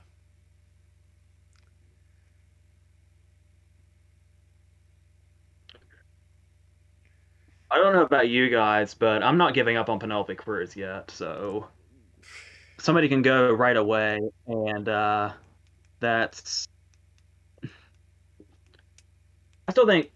I was saying before, I feel like Gaga's going to have a Jennifer Lopez situation on her hands, where she's going to get like all the precursors, her fan base is going to be going crazy, saying, oh my gosh, she's going to win, and she'll get snubbed completely. Because you need a movie stronger than House of Gucci to get into the bloodbath that is this category. And I kind of feel like Kidman is going to be in that same line of fire. Even though Being Ricardos has done well for the most part today. We'll see what happens when like SAG and BAFTA roll around. I mean, I'm okay with it right now. Is like without like tipping my hand, I would say that the five that I have, which is everybody that we just mentioned: Kidman, Coleman, McDormand, Stewart, and Gaga. I mean, I can see that being the five we go with. The problem is now you have other people that are in the Best Actress race that we weren't aware about. So, okay, Kidman might have a decent shot at getting in SAG for the simple fact that she got in for The Paperboy. Yep, exactly. That's what I'm looking at. So she's got fans in the branch, but I still think there's enough people like Cruz that are lurking in the background that will eventually come forward. And, by the way, not sure why we're ignoring the fact that Frances fucking McDormand is playing Lady fucking Macbeth. I can't imagine that going completely to waste awards-wise. And if somebody's going to say, oh, she just won, they wouldn't do that. You were saying that about 3 billboards before she won for Nomadland. They love Frances McDormand because everybody loves Frances McDormand, and she's playing one of the quintessential Shakespearean characters. If this doesn't happen, I am once again on another fucking planet and don't know what the fuck is going on anymore. Well, again, obviously everybody knows my opinion with Nomadland from last season. So if it does happen, then maybe someone will finally have the right to say, "Oh, maybe we're tired of Frances McDormand." I mean, I don't see that being the case either, AJ. Honestly, We're not gonna get. She's basically Hepburn now. that's They're fair. not going to get tired of her. Say the same thing about Meryl Streep too, but we can't go there this year. Frances McDormand wasn't in Ricky and the Flash, so she's good. Wow. That being said, Brian has some messages in chat. Some people thought Denzel was going to be here's Delroy Lindo. If was going to miss Globes, that didn't happen. Just the BAFTAs won't for him. Speaking of Colbert, didn't know John Baptiste was his show's music when I was watching Colbert with Blue's Clues original host Steve Burns. 2021 was a big year.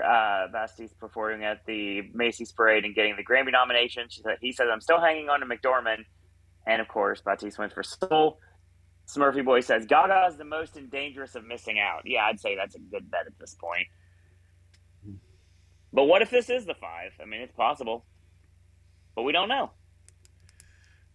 I think Alana Haim. That's all I got to say to you guys. Alana's the most likely to, I think, displace, be it Chastain or Kidman, as it currently stands. I don't think Chastain's getting in, honestly. Mm-hmm. But we'll see. I mean, that's the thing is I hate how believable that is that Chastain could miss. Oh, that sure. really sucks how possible that is, but it would, once again, it'd be that case where it's only because of the competition. Oh yeah, for sure. And we talk about visibility, which is obviously the word of the night here. At the end of the day, you have the Eyes of Tammy versus House of Gucci. Which one is going to be more liked by the governing body? So there you go. That's a tough call. I think overall, Gucci's probably more well liked. For sure. But Chastain's performance is quite a few steps above what Gaga's doing, if I'm allowed to say that. You are. We need to we are an hour and a half and we're into the first show. So we got 2 categories left and we're going to go into the Critics' Choice. Well, I feel like if you're worried about how long we're going to go, I feel like we covered a lot of our points already. Yeah. Right. That Critics' Choice won't leave that much ground. There'll be some names that we didn't mention that we'll bring up, and maybe we'll bring them in then. And then obviously there's other categories in Critics' Choice that aren't up at the Globe, so. Sure. So best comedy or musical. Contenders are Cyrano, Don't Look Up, Licorice Pizza, Tick Tick Boom, and West Side Story. Which I think is a strong list and a legitimate list. Totally. I'll be very curious to see this West Side Story versus Licorice Pizza battle we got going on here.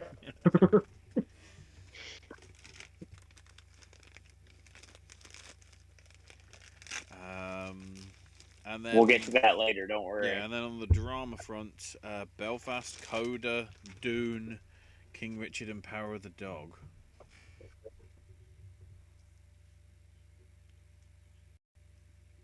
Coda getting some recognition, which is good to see.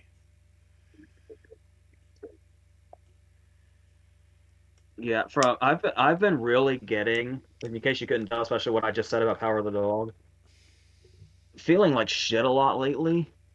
I've been getting a lot of rewatches in, so I've been able to see King Richard again. And I like it a lot better the second time. My big beef with it was the time jump in the middle was jarring, and I wasn't really feeling the Florida scenes up to the final game. But no, King Richard is really good. Yeah, it is. Absolutely. And it had a really good day today, and I feel happy for it. Completely agreed, 100% on that one. And then yeah, And of course, I'm just absolutely fucking that Dune is here. That's all I needed.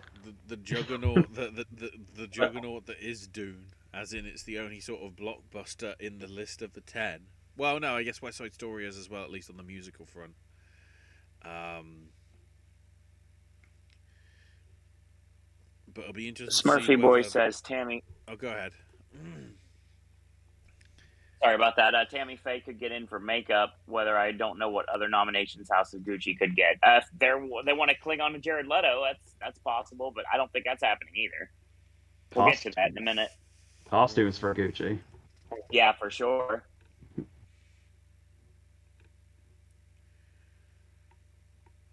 Next on the hit parade. We're assuming this is Belfast versus Power of the Dog for drama, right? I'd have thought so. I mean, unless the Globes want to throw King Richard a bone. I was thinking about that. Because generally speaking, the one that wins the Globe, I mean, it doesn't always happen that way, but usually that one gets knocked out of the Oscar race. So there's differences every year, but I mean, still, it could be a way for King Richard to win. Or Dune. Because, don't get my hopes up. But the thing also that could really help King Richard is King Richard would just need like one major win to get there. You don't always need that, but the fact that the showing that King Richard has been having is only putting Will Smith in an even better place than he was already in. Absolutely. I'm still on my. I would love to see Will Smith win. I'd love to see Will Smith win for this performance. Totally. But I am just still so fucking pissed off at Casey Affleck. Denzel needs that third one, and this isn't just a case of I'm pissed off because he didn't win for Fences. As I basically alluded to with Frances McDormand, this is Denzel playing Macbeth. I still cannot believe this movie is real. It makes me so giddy that this movie exists. And I'm still feeling it's a Will Smith versus Denzel battle. Oh, for sure. It sucks because Cumberbatch really deserves to be as high as he does, and Garfield. It's a great actor lineup. This might end up being a case where when we do our lineups, our own personal lineups at the end of the year, the actor lineup might match my own or be very, very, very close to it. And I can say something now that I haven't said in a while, and I'm sure everyone in chat's going to be like, their jaw's going to drop when I say it. I'm doing a lineup this year. I may not have any good reasoning why, but I'm doing a lineup this year. Yeah, because all you really see is the award contenders. But Exactly. there's so many goddamn contenders. That's a whole so many possibilities. I mean, I'm not gonna put Spider-Man or Ghostbusters on that list, but I mean, everything else is all nothing but Oscar movies or potential Oscar movies. And it's the year ain't over yet, so. Is that it for Globes? Yeah, I was gonna say we're gonna switch over to the Critics' Choice. Real quick, Lorraine has one last thing to say. Might give Tammy Faye makeup as a compensation prize for not giving Chastain the Oscar. Yeah. Potentially. Well, let's Critics' Choice. One more thing. We were talking about anything else Gucci could get. And it's I do have to throw it out there that his performance might be throwing people off and making them think otherwise, and the posters certainly might be making people think otherwise. But when you actually see Leto in the movie, the makeup is incredible. Totally. Those posters did a horrible disservice to how great that makeup is. It's even better when you watch it the second time, too.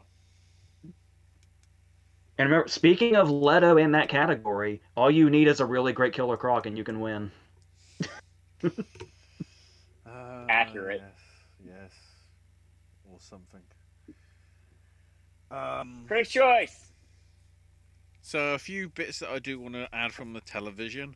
I love the fact that in Comedy Special, James Acaster's show on Vimeo is up. You expect Netflix and Peacock I and only- YouTube, but Vimeo? I only really, I mean, I've seen him around, but I only really know Acaster because of Taskmaster. But that's more than enough for me to love him for life and root for him. The only problem is everybody else is going up against Bo Burnham's Inside. Yeah. Which the first 15 or so minutes of Inside is basically Tick Tick Boom. So it's redundant. Yeah. I also like that. I mean, okay, it's practically a Netflix award, although there is one nominee that's Apple TV Plus, but they're actually acknowledging foreign language series as well for the first time, which probably means it's going to be between Lupin and Squid Game and Narcos, probably.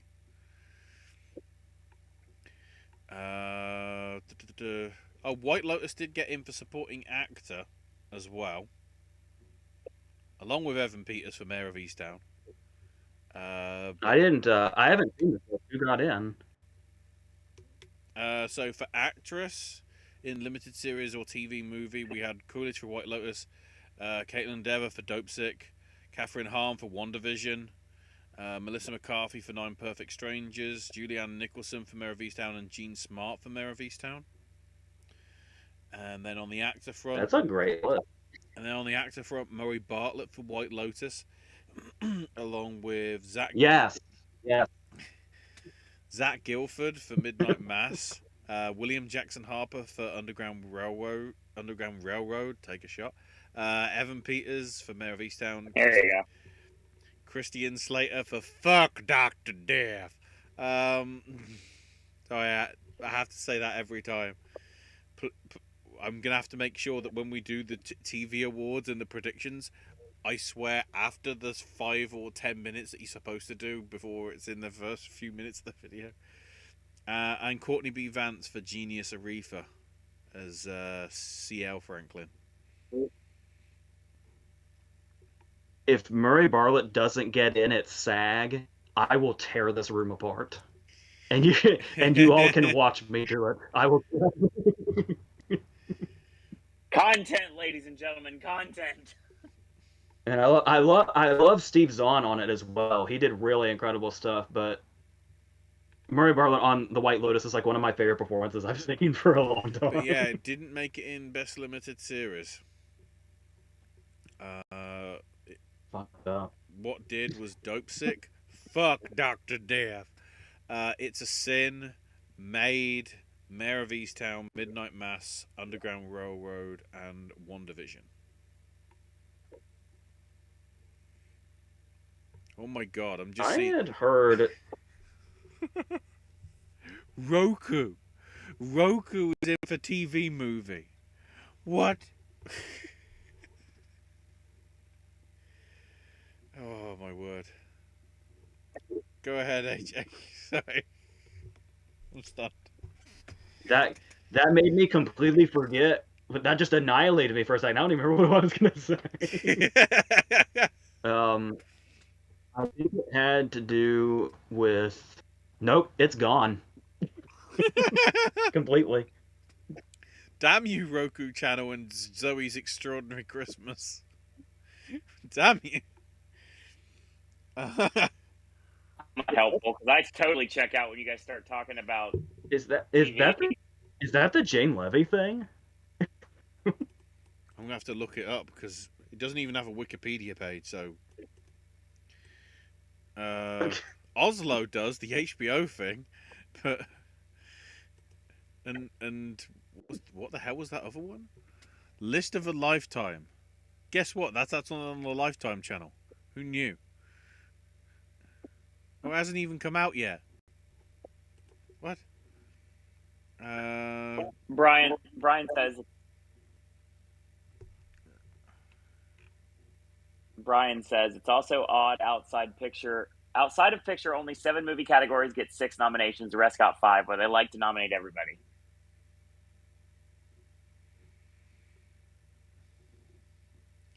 So I'm trying to look. I'm having to go to Rotten Tomatoes because, like, nobody knows that this film exists apparently.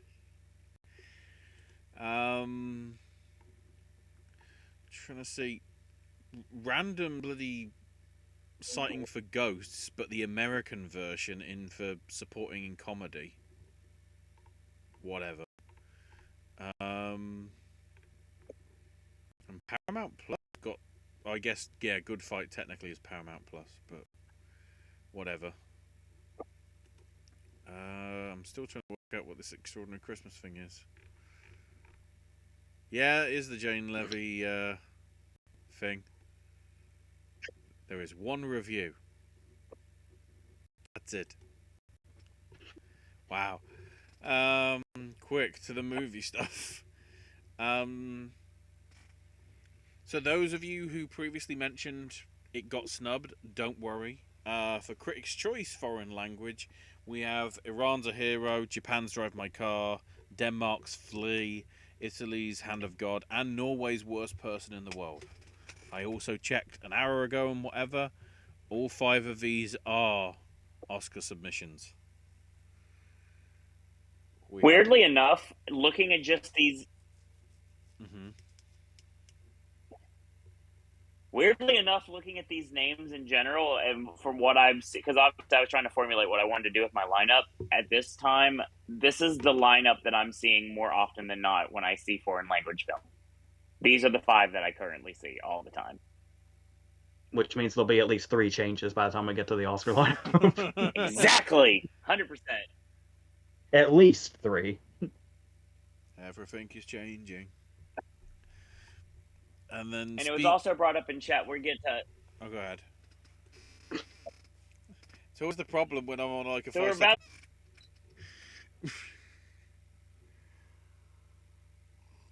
Okay. Anyway, so it was brought up on chat earlier, like way earlier, like we were talking about the Globes, about Bell and Mitchell's versus the Machines, and Mitchell versus the...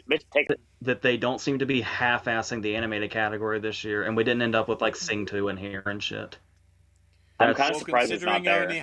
Sing 2 only had its premiere yesterday. So wait. Well, they've also been having preview screenings for basically a fucking month, and I know because I saw the fucking thing. Oh. And it's... I'm looking at my notes for it right now. I just happen to be open to this page. I don't even know. We are currently...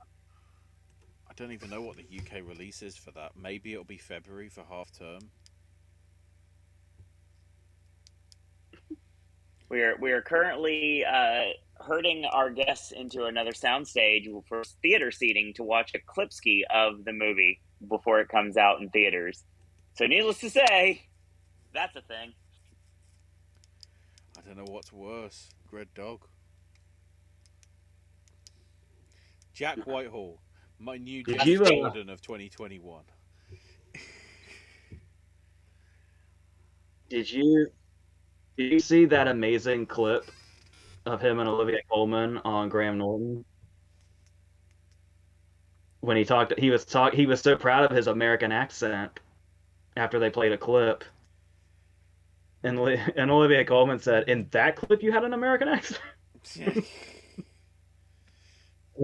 I love how she just accidentally roasts people. That's like her thing. Yes. Well, that probably helps with all the years she did Peep Show. Because it's that sort of humour.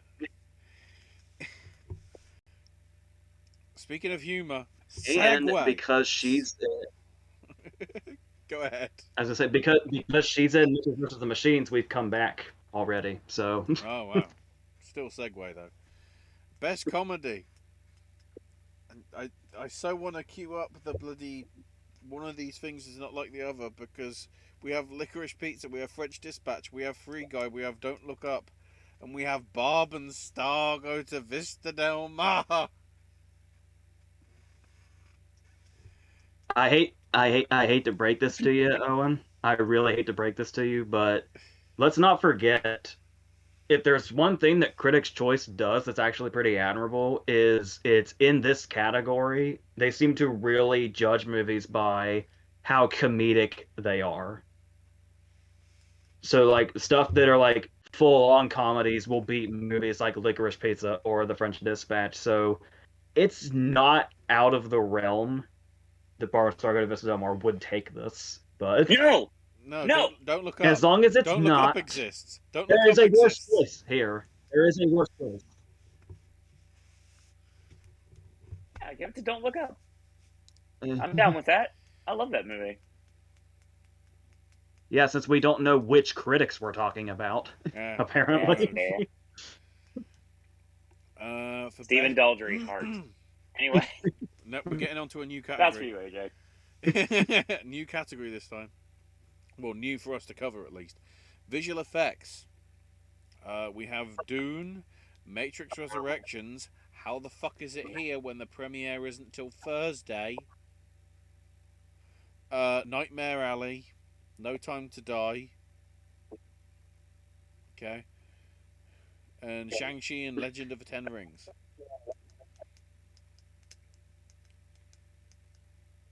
Obviously, if it's not Dune, we all call bullshit, right? Even the people that haven't seen Dune.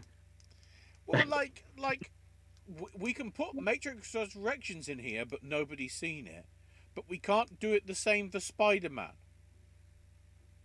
which is probably going to be in there. Yeah. That's the weird thing. And also, No Time to Die.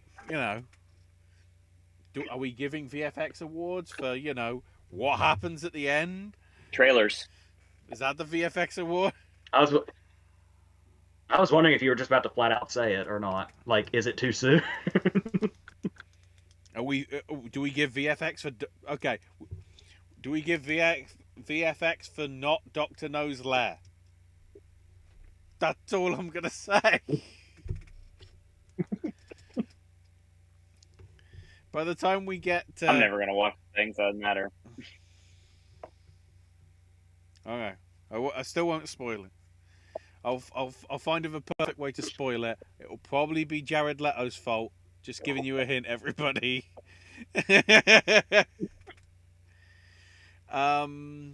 So then, best score we have best hair and makeup. I'm missing stuff. Best hair and makeup we have Cruella, Dune, Eyes of Tammy Faye, House of Gucci, and Nightmare Alley. Which I'd say is probably fair.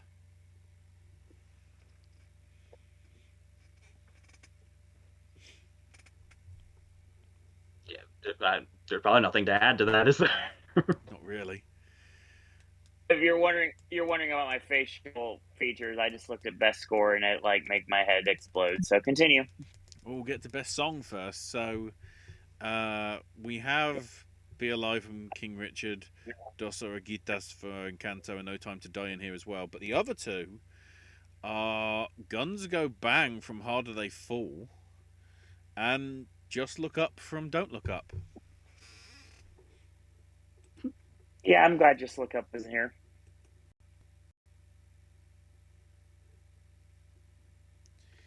It's annoying. I know it's somewhere near me playing in a cinema, but it's like tickets are $20, and I'm like, no, dear no. Why? It's an art house cinema. Then again, it's the same price for that it is for Spider-Man, which is playing at my local for $7. So,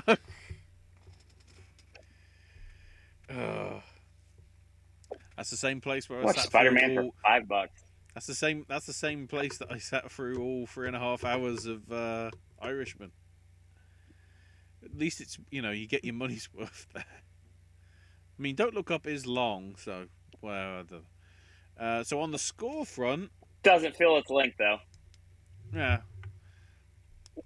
So on the score front, we have Nicholas Patel for Don't Look Up, Johnny Greenwood for Power of the Dog, Johnny Greenwood for Spencer, so the double nom there, Nathan Johnson for Nightmare Alley, and for Dune. Is that the Nathan Johnson that's Ryan Johnson's brother that does the score for his movies? Hold on. Or am I mistaken? Thankfully, he has a Wikipedia page. No, I'll be able I to find out. He does. Yeah, no, it's his cousin. Okay. He also scored The Brothers Bloom. I'm pretty sure Looper and Brick, probably the Brothers rest of his Bloom, movies, if I had to guess. Looper, Apart Don from- John, Don Apart- John. Kill the Messenger, Knives Out. Yep. Yeah, so the only one he didn't do was the obvious one. So tell me why Johnny Greenwood gets in here twice and Desplat misses out. You just don't like the French Dispatch, I guess? I'm just kind of pleased whenever Nicholas Britell gets anything because he's Same. incredible. He's fucking incredible. His score is very understated in Don't Look Up, and I enjoyed it greatly. I just like the movie in general, but we'll get to that. Brian, real quick, says, that means no Boss Baby back in business. If they didn't put The Matrix, why go Inspired and save The Green Knight? Ironically enough, it's playing at my local theater with one screen right now. I'm so glad he said that. I'm glad somebody brought up the Green Knight.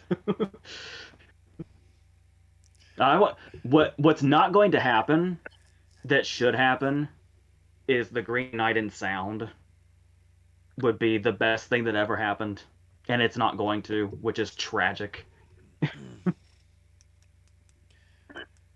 Wow, there's some interesting.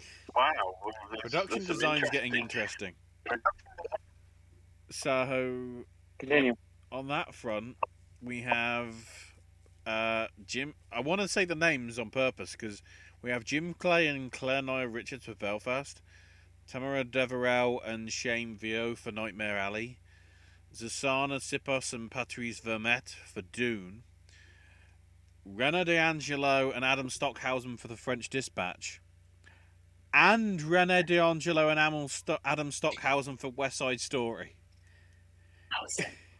We have a double nomination in the text, not just score. So it's funny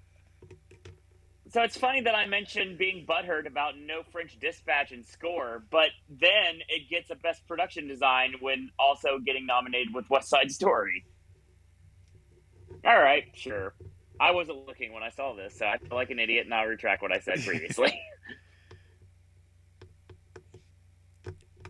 To be honest, though, anything that's Wes Anderson is going to get production design, surely.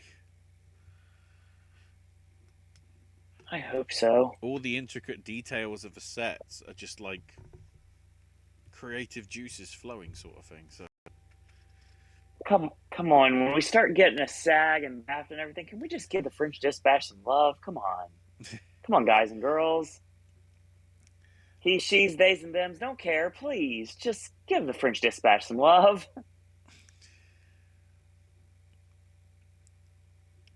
any thoughts, AJ? Bertel's... He's not touching that one. Bertel's score on Vice more so than If Bill Street Could Talk, said Brian. He liked that one better. Yeah, I loved how, like...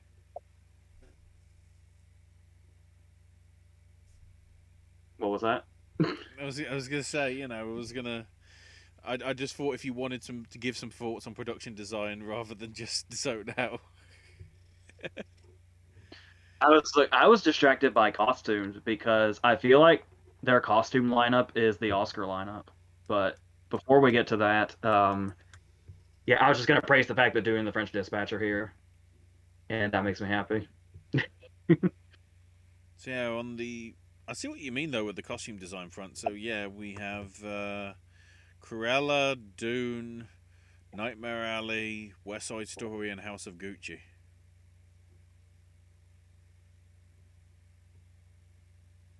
Because when I was saying that Nightmare Alley wasn't going to do as well as everybody else was thinking, I was basically thinking production design and costumes, and that might be the end of its run, was what I was saying before these came out, and I'm probably still going to keep saying it, despite a category we're going to get to soon. On the editing front,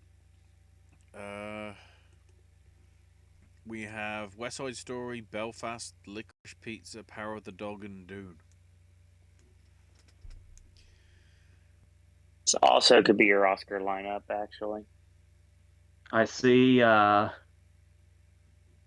Hacksaw Hank Corwin isn't here. Is that?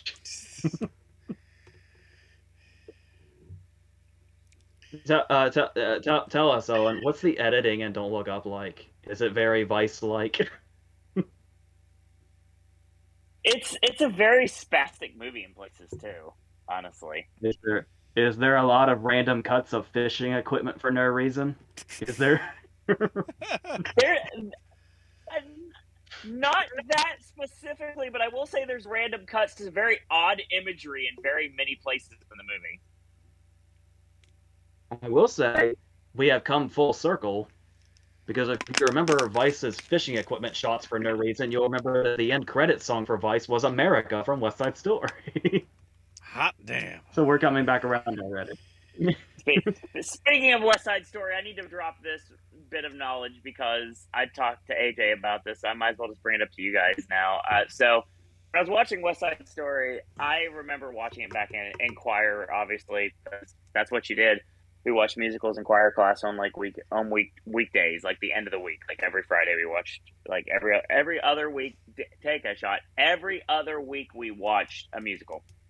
That's how we ended the day.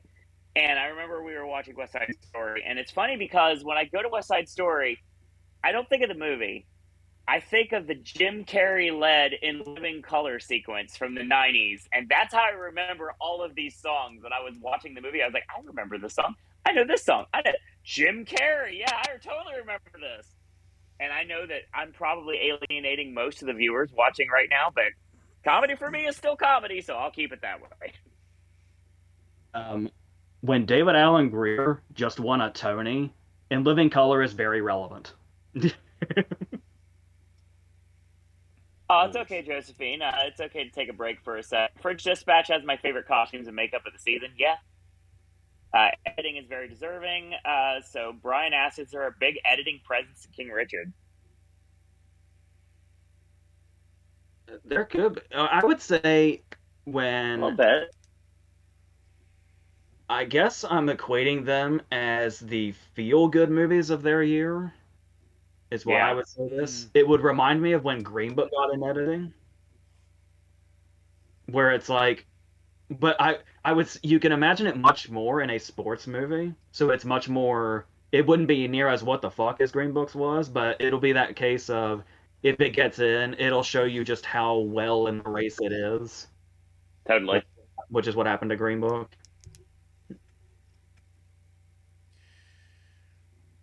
All right. And we are moving on. Yeah, cinematography. Cinematography. Yeah. Tragedy of Macbeth, Dune, West Side Story, Nightmare Alley, Power of the Dog, and Belfast. Which means there must have been a tie because the texts normally only have 5 contenders, so... What tied? I just want to disrobe and roll around in these nominees. These are great. And, like, maybe it's dumb that I'm as attached to Macbeth as I am without having seen it. But just every time I see it gets in somewhere, I just get so excited. And I feel like that's going to be extremely well earned if I had to guess. Though, once again, it's tragic that we don't live in a world where The Green Knight would be the kind of thing that would show up here as well. But, I mean, this... with a couple of these still unseen, this looks like a really stellar category anyway. Particularly with Dune and Belfast here. In West Side, the balcony scene in West Side Story is kind of amazing. So more so than it was before.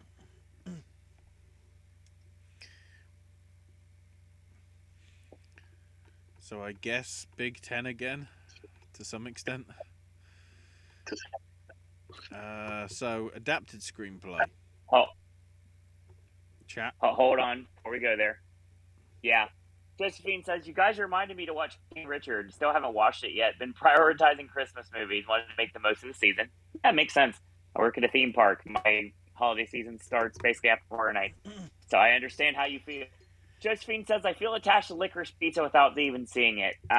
Yeah, AJ knows 100% that I've said this before numerous times. The trailer is enough to make me tear up. I can only imagine what the actual movie's going to do Bradley to me. Cooper is coming for you.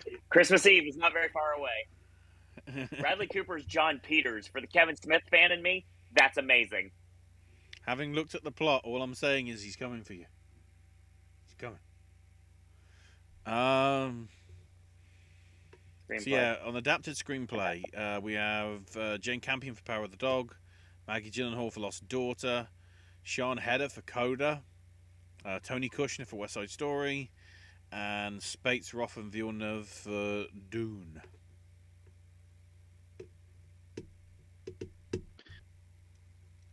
That's good. That feels good. Tony Kushner disappears, and we put Mass in. What? There we go. Why is Tick Tick Boom not in this? I am just really struggling, prediction-wise, what to do with Coda. Same. Because I feel like somebody that's missing from this that I don't think will be missing from the Oscar lineup is Rebecca Hall. But it's... I'm gonna need you to explain that look, Owen.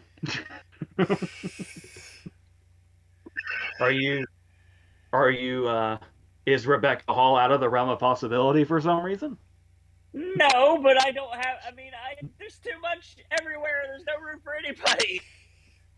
We need 10 people in each category. Okay, it will make these shows go 7 hours long, but do that. Yeah. I'm okay with that at this point, as long as it gives us a great race along the way. Well, was there any other news on that thing about if, like, was it King Richard, where they were talking about possibly category frauding from original to adapted, or shit like that?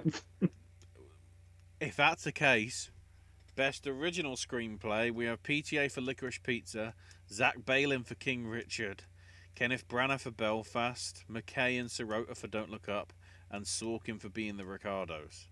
So, at least in the critics' choice front, they're considering it original.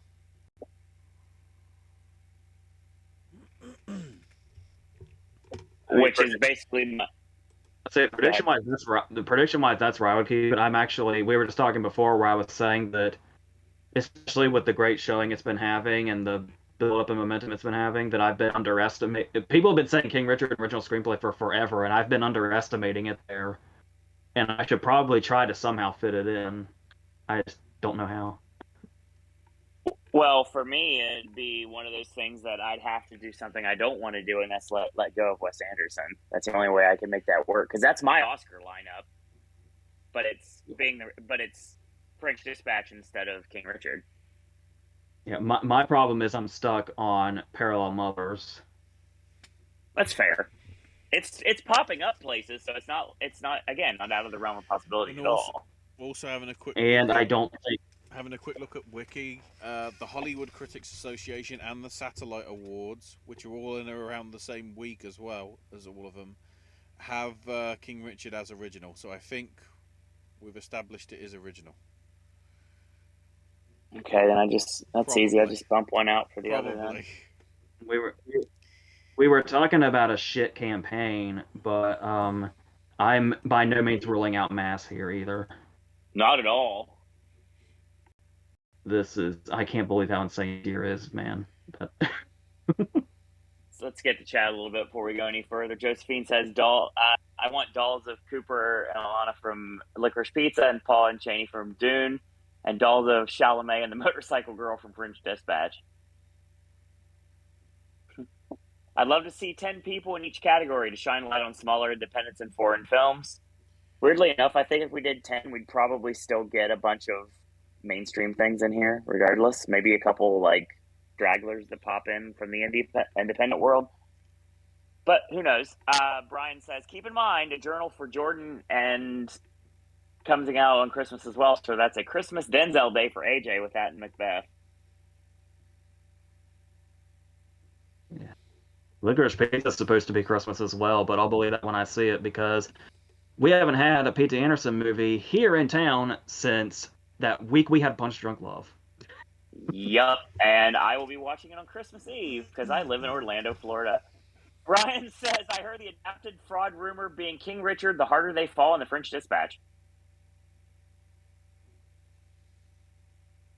It would be great if French Dispatch was category fraud and adapted so it could get to the Oscars easier.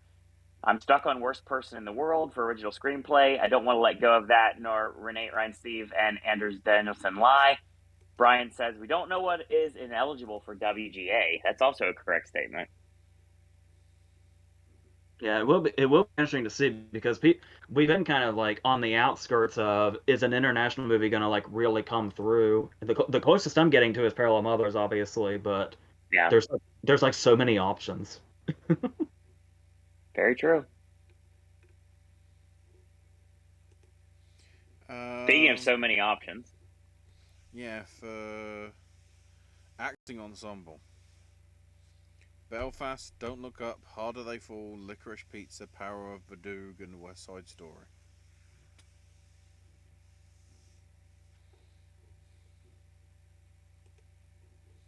I feel like Oh. Don't Look Let Up me is Don't Look Up is cheating. go. I don't. It's like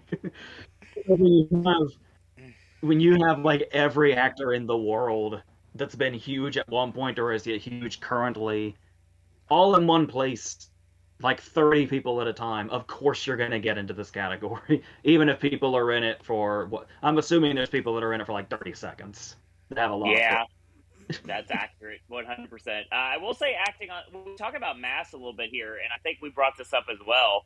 And it seems like it is going to be an industry movie, and it deserves to be. But at the end of the day, I really think Harder They Fall, Take a Shot is a placeholder because This is like Mass belongs here. Honestly, Nightmare Alley could belong here too. French Dispatch could be on here. I've been wondering where exactly the Harder They Fall is because it's been lurking enough on the outskirts that I could see it sneaking into a big category. I just don't know where. I mean, if this could, I mean, it could be that the SAG Ensemble if they want to go that route.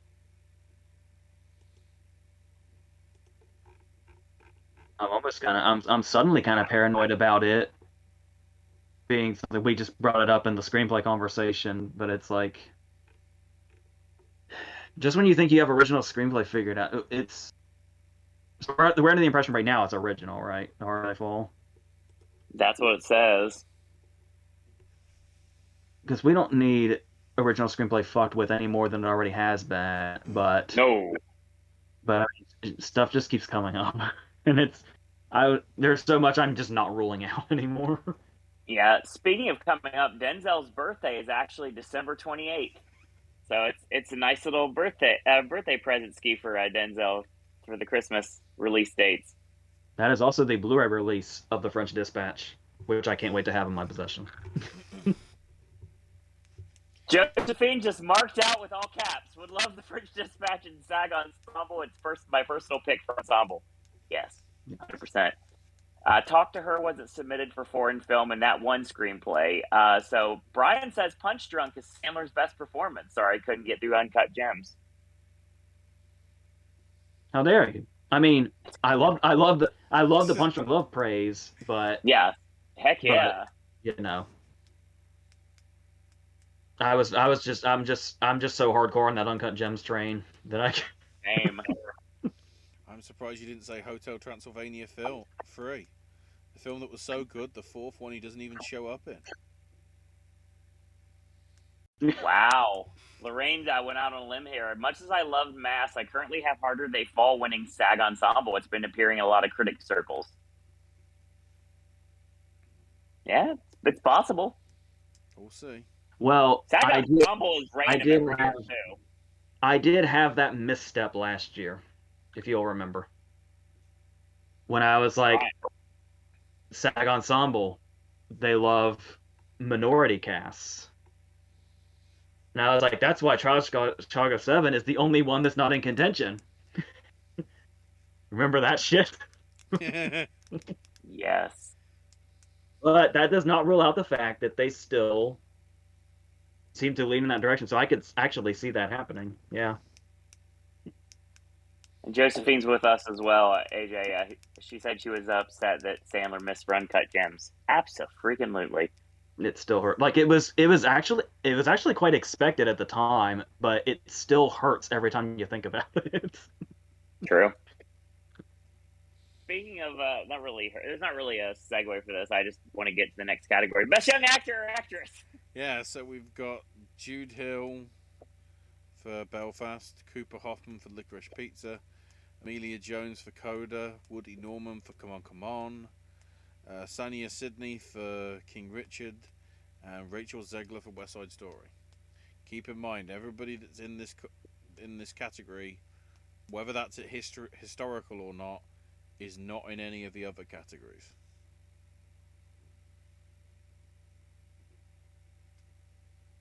I love how a few months ago we would have said Amelia Jones has this easily. Then last month we would have said Jude Hill has this easily. Now I don't know what's going on. I mean, everything I've seen, which strangely enough, is almost all of the lineup. The only one thing I haven't seen from this list is actually Coda. But yeah, all these performances are great. There's one thing that comes to mind.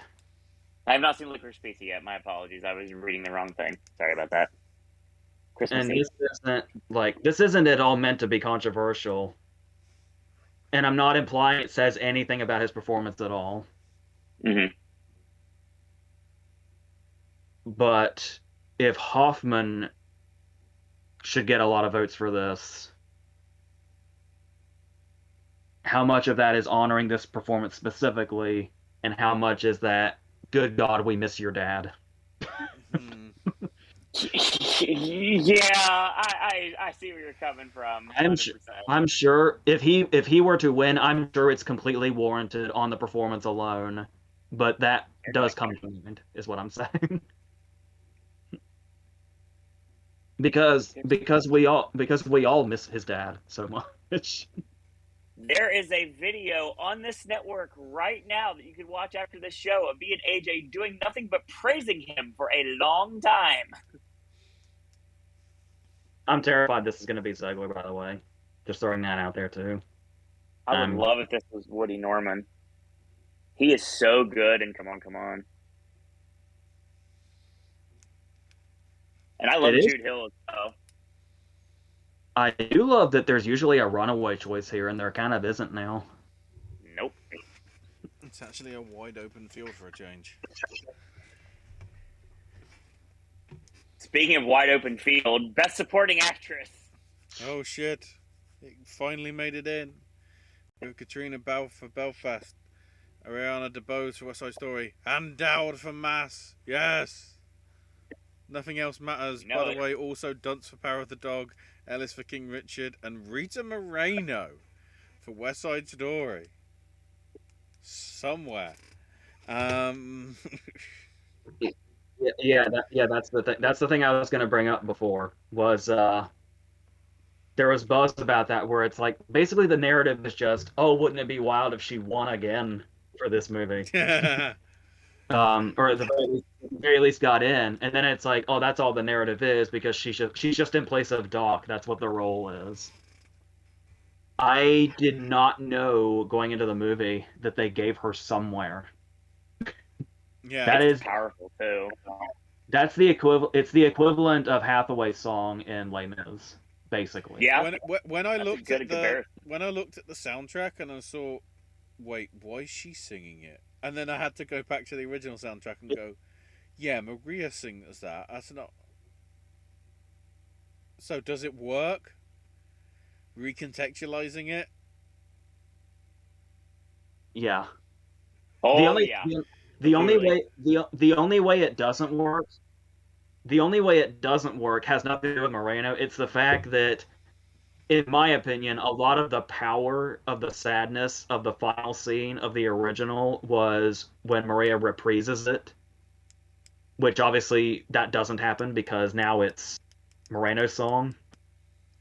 But that, like I said, that has nothing to do with how Moreno performs it. So that's a moot point, I guess, as far as that goes. So it's a pretty powerful moment, and like the sole reason she's probably nominated, but it's okay. That's that's how powerful it is. But one scene, now if that we it's can good, talk if about one, DeVos also. if one scene is good enough, it gets you in. But yeah, on the I was gonna say on the DeBose front, that's sort of the obvious one, because like, if people have been talking positively about Zegler, they've been talking super positively about Ariana. Yeah, because the thing about it is, this might sound bad, but her performance felt to me pretty identical to Moreno's in the original movie. But even so, that's really hard to nail. The really big scenes are you have to really, really nail. Something Zegler couldn't do in her big scene, in my opinion. But DeBose brought back that, like, you would say it's only worthwhile if she could surpass Moreno or do something different, but just the fact that she was able to reach Moreno and pretty much be on par is just still impressive in itself. It's where the emotion still comes through, even if you're thinking of a previous performance still. But yeah, it's pretty wild how much it works. So I'm okay with both of these inclusions, even though supporting actress is such a difficult category this year to nail down prediction wise, and it's kind of a nightmare trying to decide what's going to end up here. Um, it's yet another more worthy inclusion that would be in this category among the incredible list of worthy performances that would be here or could be here that will have to ultimately get snubbed anyway because there's only 5 slots at the end of the run.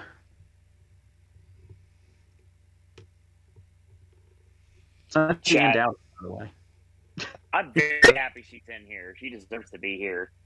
Josephine gets some words of wisdom here. It sucks that "Come On, Come On" isn't being recognized outside of this. I love the score; it's so soothing. I totally agree. Actually, very very calming. Very calming. I liked Rita Moreno, but I'm sorry she is not deserving of a nomination. I thought her singing it rather than Tony and Maria felt awkward. It robbed them of a love story. I mean, their love story is paper thin anyway because it's Romeo and Juliet. Right. So, I mean, I still stand by what I said about it not being in the last scene. It feels like something's missing, but you can't exactly give it to both of them. That wouldn't make sense. Sure. I forgot I should have been doing these the other order.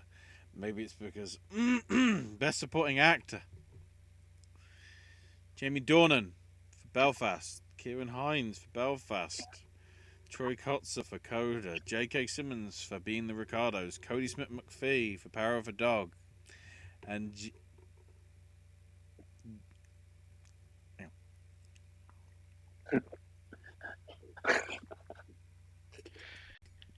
Oh no, Jared Leto for House of Gucci. that ain't water. No, it is. I'm gonna one up though. If Jared Leto wins any of these awards, I have got jars of hot dogs that have a shit ton of brine in. I will do a shoot of brine. Whether it's just with AJ on his own because Owen's too busy.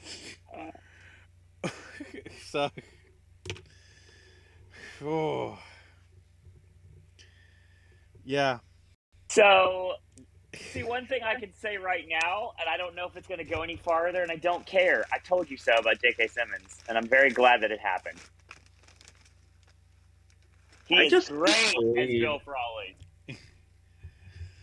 I just can't believe Jamie Dornan has a couple of awards nominations right now, and I'm okay with it. That's really weird. I'm not happy that I dropped him from the predictions last month so I don't look like the hero because I had him the whole way in beforehand.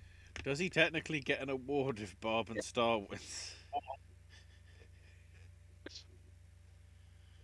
What's also funny about that is I was on this thing in the last video about Power of the Dog pulling on Nocturnal Animals, with Cody Smith McPhee getting everything, but then Plemons knocking him out at the last minute, just like more so on recognition. And even though Shannon is the superior performance in Nocturnal Animals, still I was imagining that sort of thing, because they're both so downplayed anyway, Smith McPhee and Plemons. But when I was watching Power of the Dog again, pretty much completely convinced myself they would just both get in, because since 2017, there's only been 1 year where supporting actor has not doubled up from one movie. That's true. So it's like becoming a trend now, and it's like I basically sold myself on that, and now these are trying to tell me that we will indeed double up in supporting actor, but it won't be Power of the Dog. That's funny you mentioned that, AJ, because Brian said exactly the same thing. It looks like we're going to get another double supporting actor this year for 3 years in a row. Josephine says, well, what's... Go ahead, sorry. Because I know nobody's thinking about Plemons, but that's why I'm looking at him. Because nobody was fucking looking at Lakeith Stanfield. Nobody was looking at Shannon. Nope. It happens. Especially in this category, it happens. Oh, yeah, totally. So I'm still not completely off this Plemons thing yet, depending on... I guess it's a matter of what are they going to go for, more Power of the Dog or Belfast, and who the fuck knows that? So Josephine says, well, West Side Story had better choreography, cinematography, and production design. In the Heights had a better love story. My personal win pick, it's a tough call between Coates and McPhee.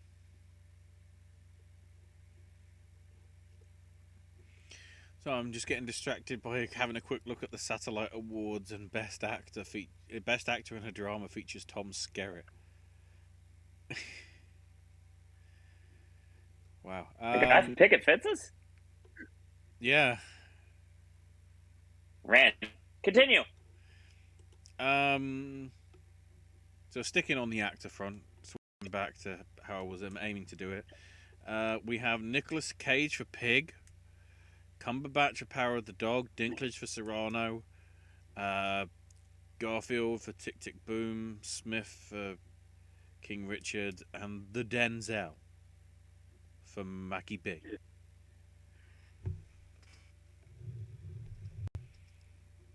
Who, prediction wise, who's gonna make the Cage leap? Because I really, really want somebody to make the Cage leap. I mean, if anybody wants me to do it, I might give it a go, because I feel like Will Smith, Denzel, Cumberbatch, Garfield, they're fun. There's one spot, right? And if DiCaprio is not completely nailed down and Dinklage isn't completely nailed down, there's going to be a lot of votes flying around here. Right. And I could see I'm not going to double down on this or anything or say it's a definite, but despite what some people may think about the choices he's made, a lot of people in the industry do have a lot of respect for Cage. Totally. That's in the most unexpected places. Obviously, he's no longer with us, but Kevin Smith told a great story about when they were working on Dogma, and Alan Rickman was saying Cage was like his favorite actor. Yeah, I remember that. And I could see Cage getting in at SAG, and that would do it. That would be the final leap he would need. And if that were to happen, I feel like it's actually every time somebody would kind of bring up his name when we were doing our previous videos, it was always kind of in the back of my head, I feel like that actually could happen. And I mean, we do have an open spot here, because last time I put Dinklage in, which is an idea I'm not married to. DiCaprio's kind of floating around here a little bit, but yeah, if at least between the three of us, I don't know about everybody else. If anybody's gonna make the Cage jump, I might very well do that. I don't know. I think it makes sense for you to do it, but I will say right now, the strange thing about that is, you talk about, let's say Cage gets in at SAG. What if that's his consolation prize? He goes nowhere further than SAG. That's also possible. And I think that's a very distinct possibility. Yeah. That would be so disappointing. That'd be about as excited as I got when Denzel won SAG for Fences. And I Yeah. was like, oh, thank Christ, it's going the right direction. Um, that's probably how I'd feel if Cage got nominated and then got snubbed. Josephine says, I understand Hines' nod for Belfast, but Dornan didn't knock my socks off. He did a good job, but I wouldn't call it Oscar worthy. If I were in the Academy, I would have put Jeffrey Wright instead. Yeah, I like Jeffrey Wright a lot. I like him in the lineup. I don't know if I necessarily take out Dornan, though, because I actually like him a lot in Belfast. I still think Del Toro is my preference in the French Dispatch, but Wright is like right behind him. I'm trying to really work out like if that's Del Toro what. in French Dispatch. I'm trying to work out now if everybody doesn't want Dornan in, but somehow they do want Leto in. That's what I need. That's the thing about Dornan in Belfast. I'm hoping this comes out right. Dornan in Belfast reminds me of Chastain in The Tree of Life, where there's not really necessarily standout scenes, but it's the presence that they brings a real familiarity to that kind of role, where it's like, I feel like Jessica Chastain is probably my favorite mother in movie history, or at least right up there. Mm-hmm. And that's almost all in presence, rather than like specific beats in the performance or anything like that. And I feel like Dornan kind of finds a place like that where it's like, it's the presence, the warm presence of a father that's kind of just going through the movie whenever he's there. And that's where it's hard to explain what it is they're bringing, but they're definitely bringing something. Sure. So that's you don't sound convinced, but I'm, No. I'm defending Jamie Dornan. I'm not completely convinced. No. It makes sense. I mean, like I said, yeah, I was not really comfortable with having Dornan in my lineup after everything, and then I saw the movie. I was like, oh yeah, I'm totally fine with having him in my lineup. Josephine says Del Toro was outstanding in French Dispatch. Yes, he was, 100%.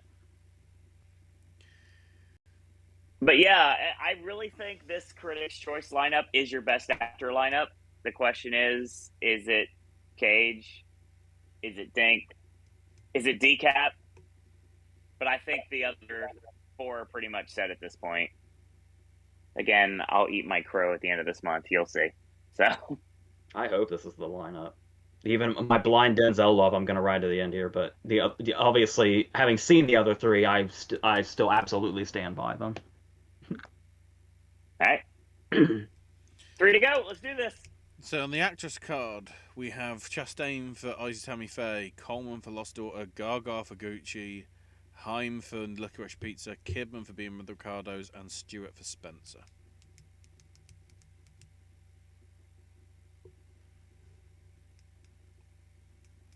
I mean, it's the Oscar lineup without Frances McDormand. I already did my Frances McDormand speech and my Penelope Cruz speech, so that's nothing really changed. I have nothing else to add, honestly. I am wondering whether it's getting to a point that it's sort of reverse category fraud, because they're putting her. Keep in mind, they're putting her in actress. She was campaigning that she wanted to be supporting, right? I think. I'm trying to remember. So I wonder if that's the issue. What are we talking about? McDormand. I mean, we had her in supporting until this started. I know this is probably a stretch, and it's my blind Macbeth thing. But in my heart, I want to believe one of the main reasons she's running leading is to give more attention to Catherine Hunter in supporting. But I don't know. I said that supporting is so insane. That's like.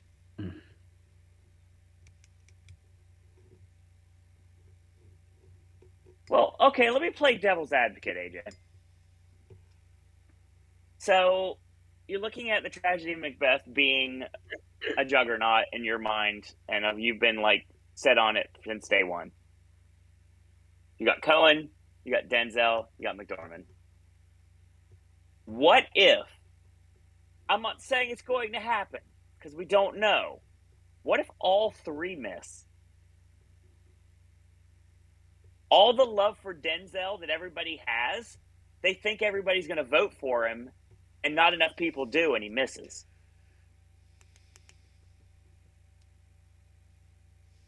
I don't think that's going to happen, but let's say that it did. Then we have a different race. Number one, damn that demon to hell. That's number one. And Nice. I like that. And secondly, I think it's always tough with the late surge movies because it's either going to be the late surge or it's going to be a quiet death. Sure. And I said we're also reaching that point to where we always have a movie that's too late for SAG, which I fear might happen because it's so late. Which I would say, if that were to happen, I would say that would be the reason, is it was just too late. But it still seems to be relatively on the radar. Yeah. But I don't know. But then there's also stuff like, one that always comes to mind, even though there's a billion examples, is American Sniper. Yeah. Remember how American Sniper was almost like, oh, that might get into sound. And then it's like, here's picture, here's Bradley Cooper, here's screenplay. Best visual effects for the baby. Late surges can always do that too.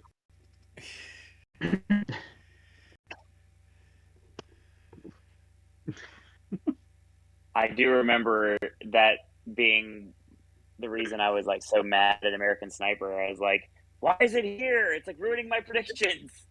And I like the movie. Didn't Eastwood even crack DGA, if I remember correctly? I believe so. And let us not forget how much we keep talking about PDA. The Academy really loves the Coen Brothers too. Oh yeah. Buster Scruggs, Bridge of Spies. They put them in whenever they can. Yeah, true. And even though we're just working with one now, still, you know. Yeah. Like, this is the kind of year we're in, though, AJ. I mean, it's not likely at all, but let's say, like, everybody misses. Sometimes I almost forget A Serious Man as a picture nominee. Yes, it is. With only a screenplay nomination to back it up. They love the Coen Brothers a lot. Oh, And I don't think it makes a difference that we're just working with Joel now. The love will still be there. So Yeah. it's like I was saying. Think about the existence of this movie. Denzel is Macbeth, Frances McDormand is Lady Macbeth, and it's from a Coen brother. How is this not the biggest of the big? How is this not wrapping up every single possible nomination that it possibly can? The only reason I can think of is the late release date, I think that might be a problem. And very bad competition, obviously. Oh, that's the biggest problem right now is the competition is way too packed. I know you could say that about a lot of movies, but I mean, this fucking movie. I don't. Yeah.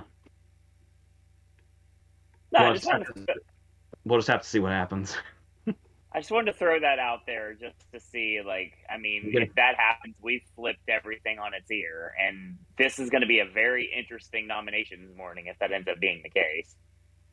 I'm about to have an anxiety attack over a movie I haven't laid a single eye on.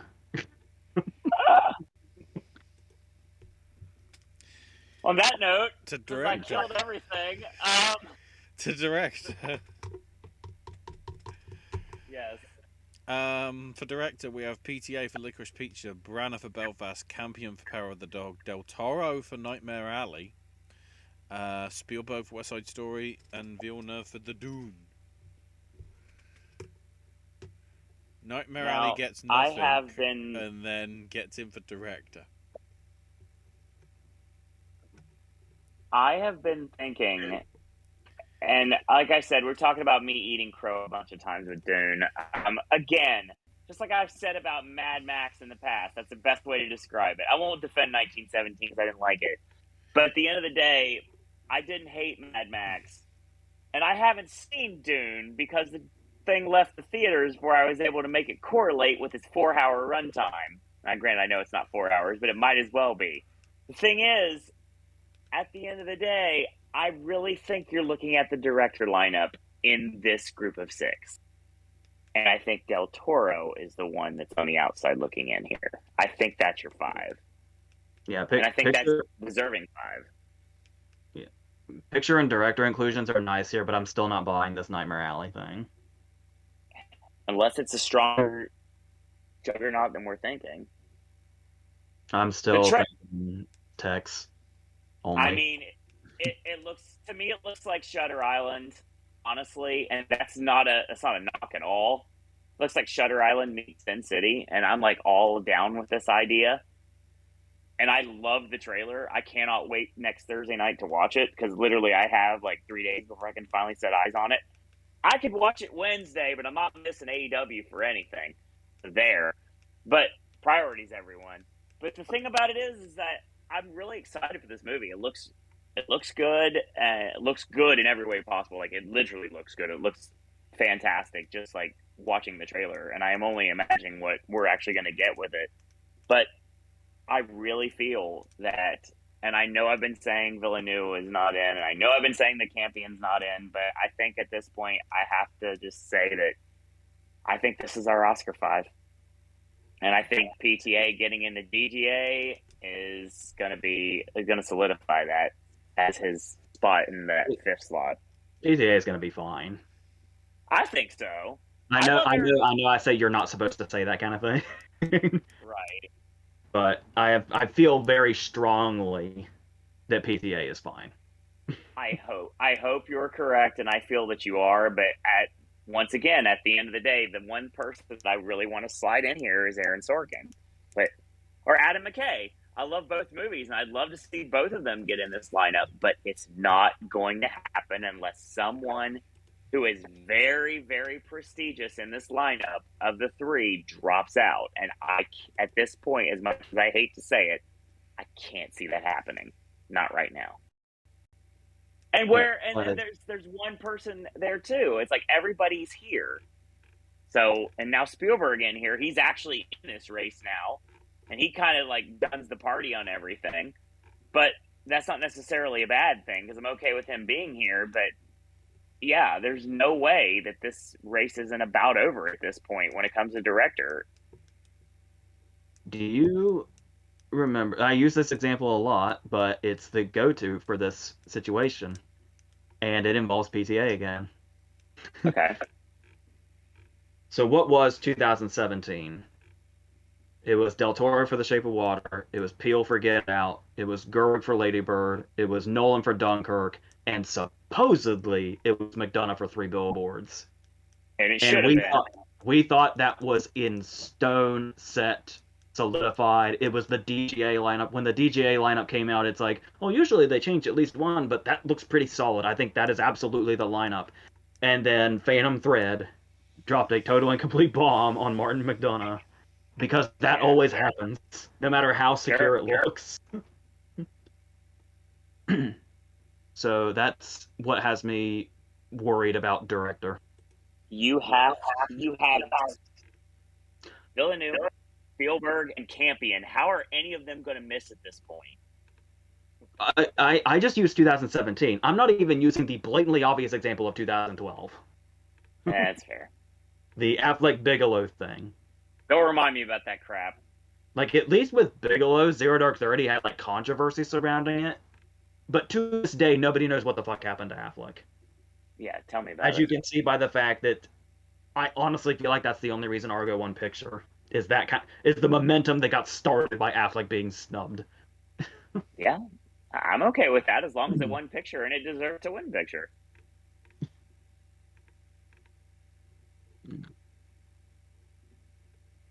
We'll see at this point. I mean, there's a lot of conversation to be had, and we're going to be doing that in a couple weeks. And then the 10. And that's before we get SAG and BAFTA to fall with. Okay. Oh, real quick before the 10, I got a couple things in chat. Josephine says, "Can't believe the Tree of Life is 10 years old." Yeah. It's craziness. I saw it in AMC Empire 25. What a transcendental experience. Brian says, "Last year you guys underperformed Judas and the Black Messiah." That's mainly me. But you guys made your final predictions before PGA, DGA, and BAFTA, and it's also in black and white. Josephine says, "Catherine Hunter gets in at BAFTA. If she gets in, do you think it increases her chance of getting a supporting actress nod?" She's most likely to miss, but just asking. Anybody that has a surprise appearance at BAFTA is possible. Totally. If you want to go back to Phantom Thread again, Leslie Manville comes to mind. Totally. Where like BAFTA can be your only appearance, your only big appearance, and that could very much take you there. So Josephine says, "I think either Dune or West Side Story can win PGA." Yeah, definitely. I'm not going to deny Dune's inclusion in this race anymore. You'll see when I do my predictions at the end of this month. But I had to really work to try to get things out that I didn't want to take out. I'll put it that way. So the 10. Best picture. Yeah. Belfast, Coda, Don't Look Up, Dune, King Richard, Licorice Pizza, Nightmare Alley, Power of the Dog, Tick Tick Boom, and West Side Story.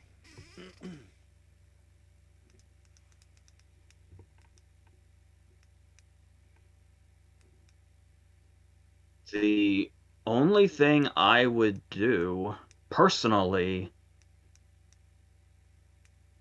is I would take out Nightmare Alley, obviously, because I'm pretty sold that The Lost Daughter could work its way in still. Well, and what did I have in place of Coda in our last video? It was Macbeth, maybe? Spencer is what I had. Spencer, yeah. Oh yeah, Macbeth's not here. Yeah, I definitely have Macbeth in, obviously. Yeah. Hi, Francis. So yeah, I'm not really well, the main reason I put Spencer in picture last time was because I was so sold on the Pablo Larraín thing, but honestly, Pablo Larraín feels very much like, even in a 10 nominee field, Pablo Larraín could do the Pawlikowski Bennett Miller thing. right. If anything, there's actually moments in Spencer that have Foxcatcher vibes. Yeah, totally. But at the same time, I feel comfortable taking Spencer out, which is what I had last time, obviously. Like we were saying before, I don't know what's going on with Coda. I was telling you, and that Coda could be like the farewell. I mean, I had Coda in here. Where it does well.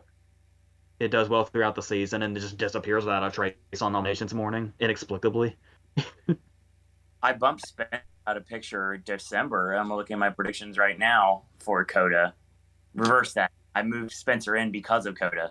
So it's like it should have been the opposite way around. And The Lost Daughter, I feel like, is in this as well. And I'm going to put Being the Ricardos in this lineup. And I feel that it could be in there too, honestly, at this rate, especially if J.K. Simmons gets in and Kidman gets in as well and Sorkin gets in. Being the Ricardos can end up in this lineup too. Sorry, my AirPods died, so I couldn't really go any further with that. My apologies for that. But yeah, I mean, it's interesting to see.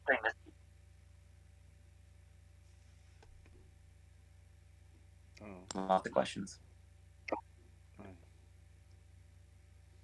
So real quick, Brian says, or can Scrooty get a BAFTA nomination to get an Oscar nomination like Emily Blunt twice in 2018 for lead and supporting?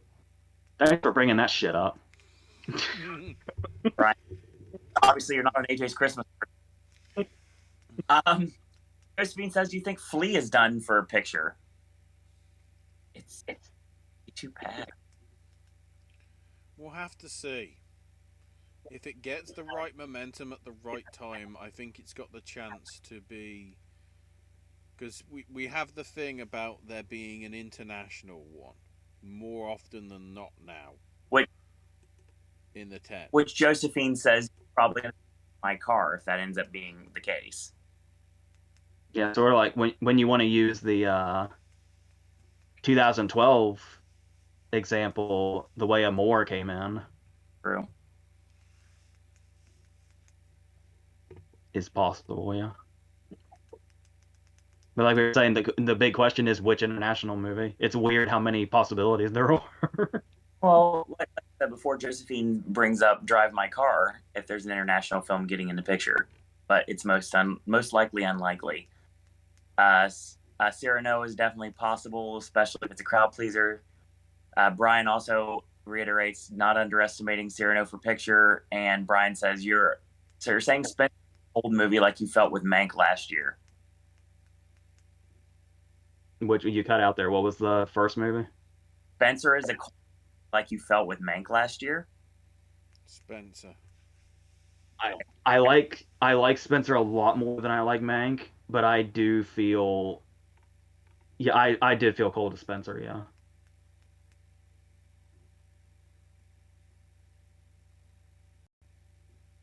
Okay, which one of us blinked out? Was that me?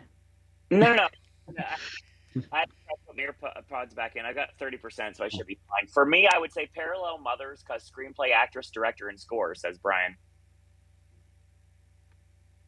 Director's pretty bold. Yeah. But I'm basically all in on screenplay and actress with it, so why not? I think 2 hours later, I think that's our show. I think you mean 3 hours later. Well, I'm reading what it says on the podcast, and it says started streaming 114 minutes ago, so it is 3 hours later. We didn't lose our first hour, did we? No, I don't think so. The clocks went back unofficially. So Josephine says, I have not yet seen Parallel Mothers. I was happy to see it get nominated for score because it was unexpected and different.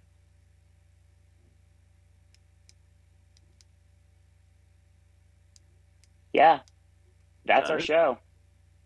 I think that's it. Next week, nothing.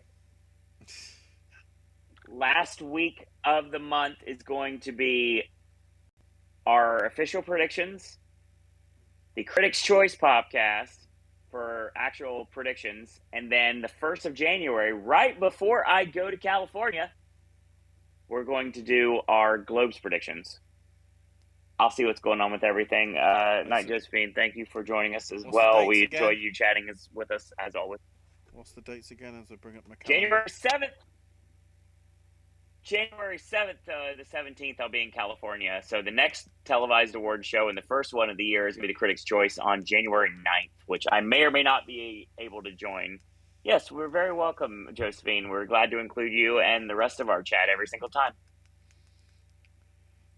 I hope AJ's ready, because then if I have to sort of like barf or do a Diana after chugging that blooming brine. Whoa. I'll be at some sort of a hotel in California, most likely like tuning in or trying to chime in because I do everything on my iPhone. So I mean, sure, I probably would have no problem doing that. I think I'm at Universal that day. So I don't have to look at my calendar. What are the dates again in terms of like shows in a couple of weeks? Just said that. I was trying to get up. I don't have the calendar in front of me. We don't have time to look. Okay, we'll sort it out afterwards. I'm trying to make sure everything's running all right and everything. Apologies for the stream being very bitty because I do notice there's been like 43% frames dropped. I don't know what that is, whether it's because I left my PS4 on or something. Maybe, but hopefully it'll be resolved the next time we do one of these.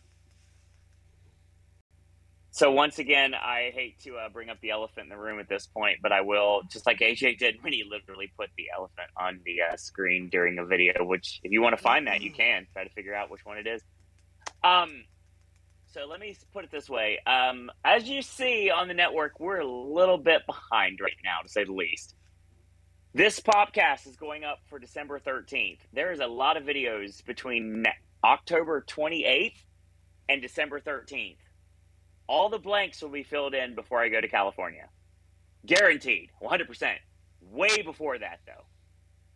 So it'll be showing up on the @SirOwenDisney Twitter feed if you have missed the show, because I think it's going to go, it will be the main video on this channel, but it's only going to be up there until Christmas Day because I'm putting up something special for Christmas. If you know anything, it's the anniversary of something else. So my mom's wanted another version of something, so it's going to be up here. So keep tuned for that. But AJ's got a bunch of reviews, bunch of verses. Ashley's got content. I've got a ton of sipping snacks I did. Now, this is Mountain Dew Cake Smash. That video is coming up soon. A lot of Mountain Dews I bought on eBay. So, yeah, that's coming up. Lots of Voices of Liberty because they've been sorely missed on this network because of Candlelight Processional at Epcot. So I haven't been able to even do any theme park stuff this month. So all that's coming soon. So stay tuned. We are going to cross the T's, dot the lowercase J's, and 100% put everything together finally, so you guys and girls can have some new content to check out. Ashley can be found at Ashes My Name UK. More content from him coming soon. I do have videos. I still am waiting to put them up. AJ's got a ton of reviews, ton of verses. All that's waiting to come up. AJ, of course, cannot be found on social media, and also, just like Keith Richards, cannot be killed by conventional weapons. Needless to say, if you want to leave a comment, you can. AJ will get to it whenever he does that wrap-up video, probably in a couple years. So, once again, we thank everyone for tuning in tonight. You want to have any ideas for Sip and Snack versus the other regular segments on the network, shoot me an email, sirowendisney@gmail.com. Go ahead. And I'm also prepping a worst of the year video before the month is over. Very nice. Real quick, I want to thank everyone for joining us tonight. It is kind of late on a Monday night here on the East Coast. It's about 10 p.m. Thank you for joining us. And if you're in archive, thank you for watching. Feel free to leave a comment if you'd like. That's going to be your show for tonight. And until next time, boys and girls, that's all we got to say about that. Actual rosebud.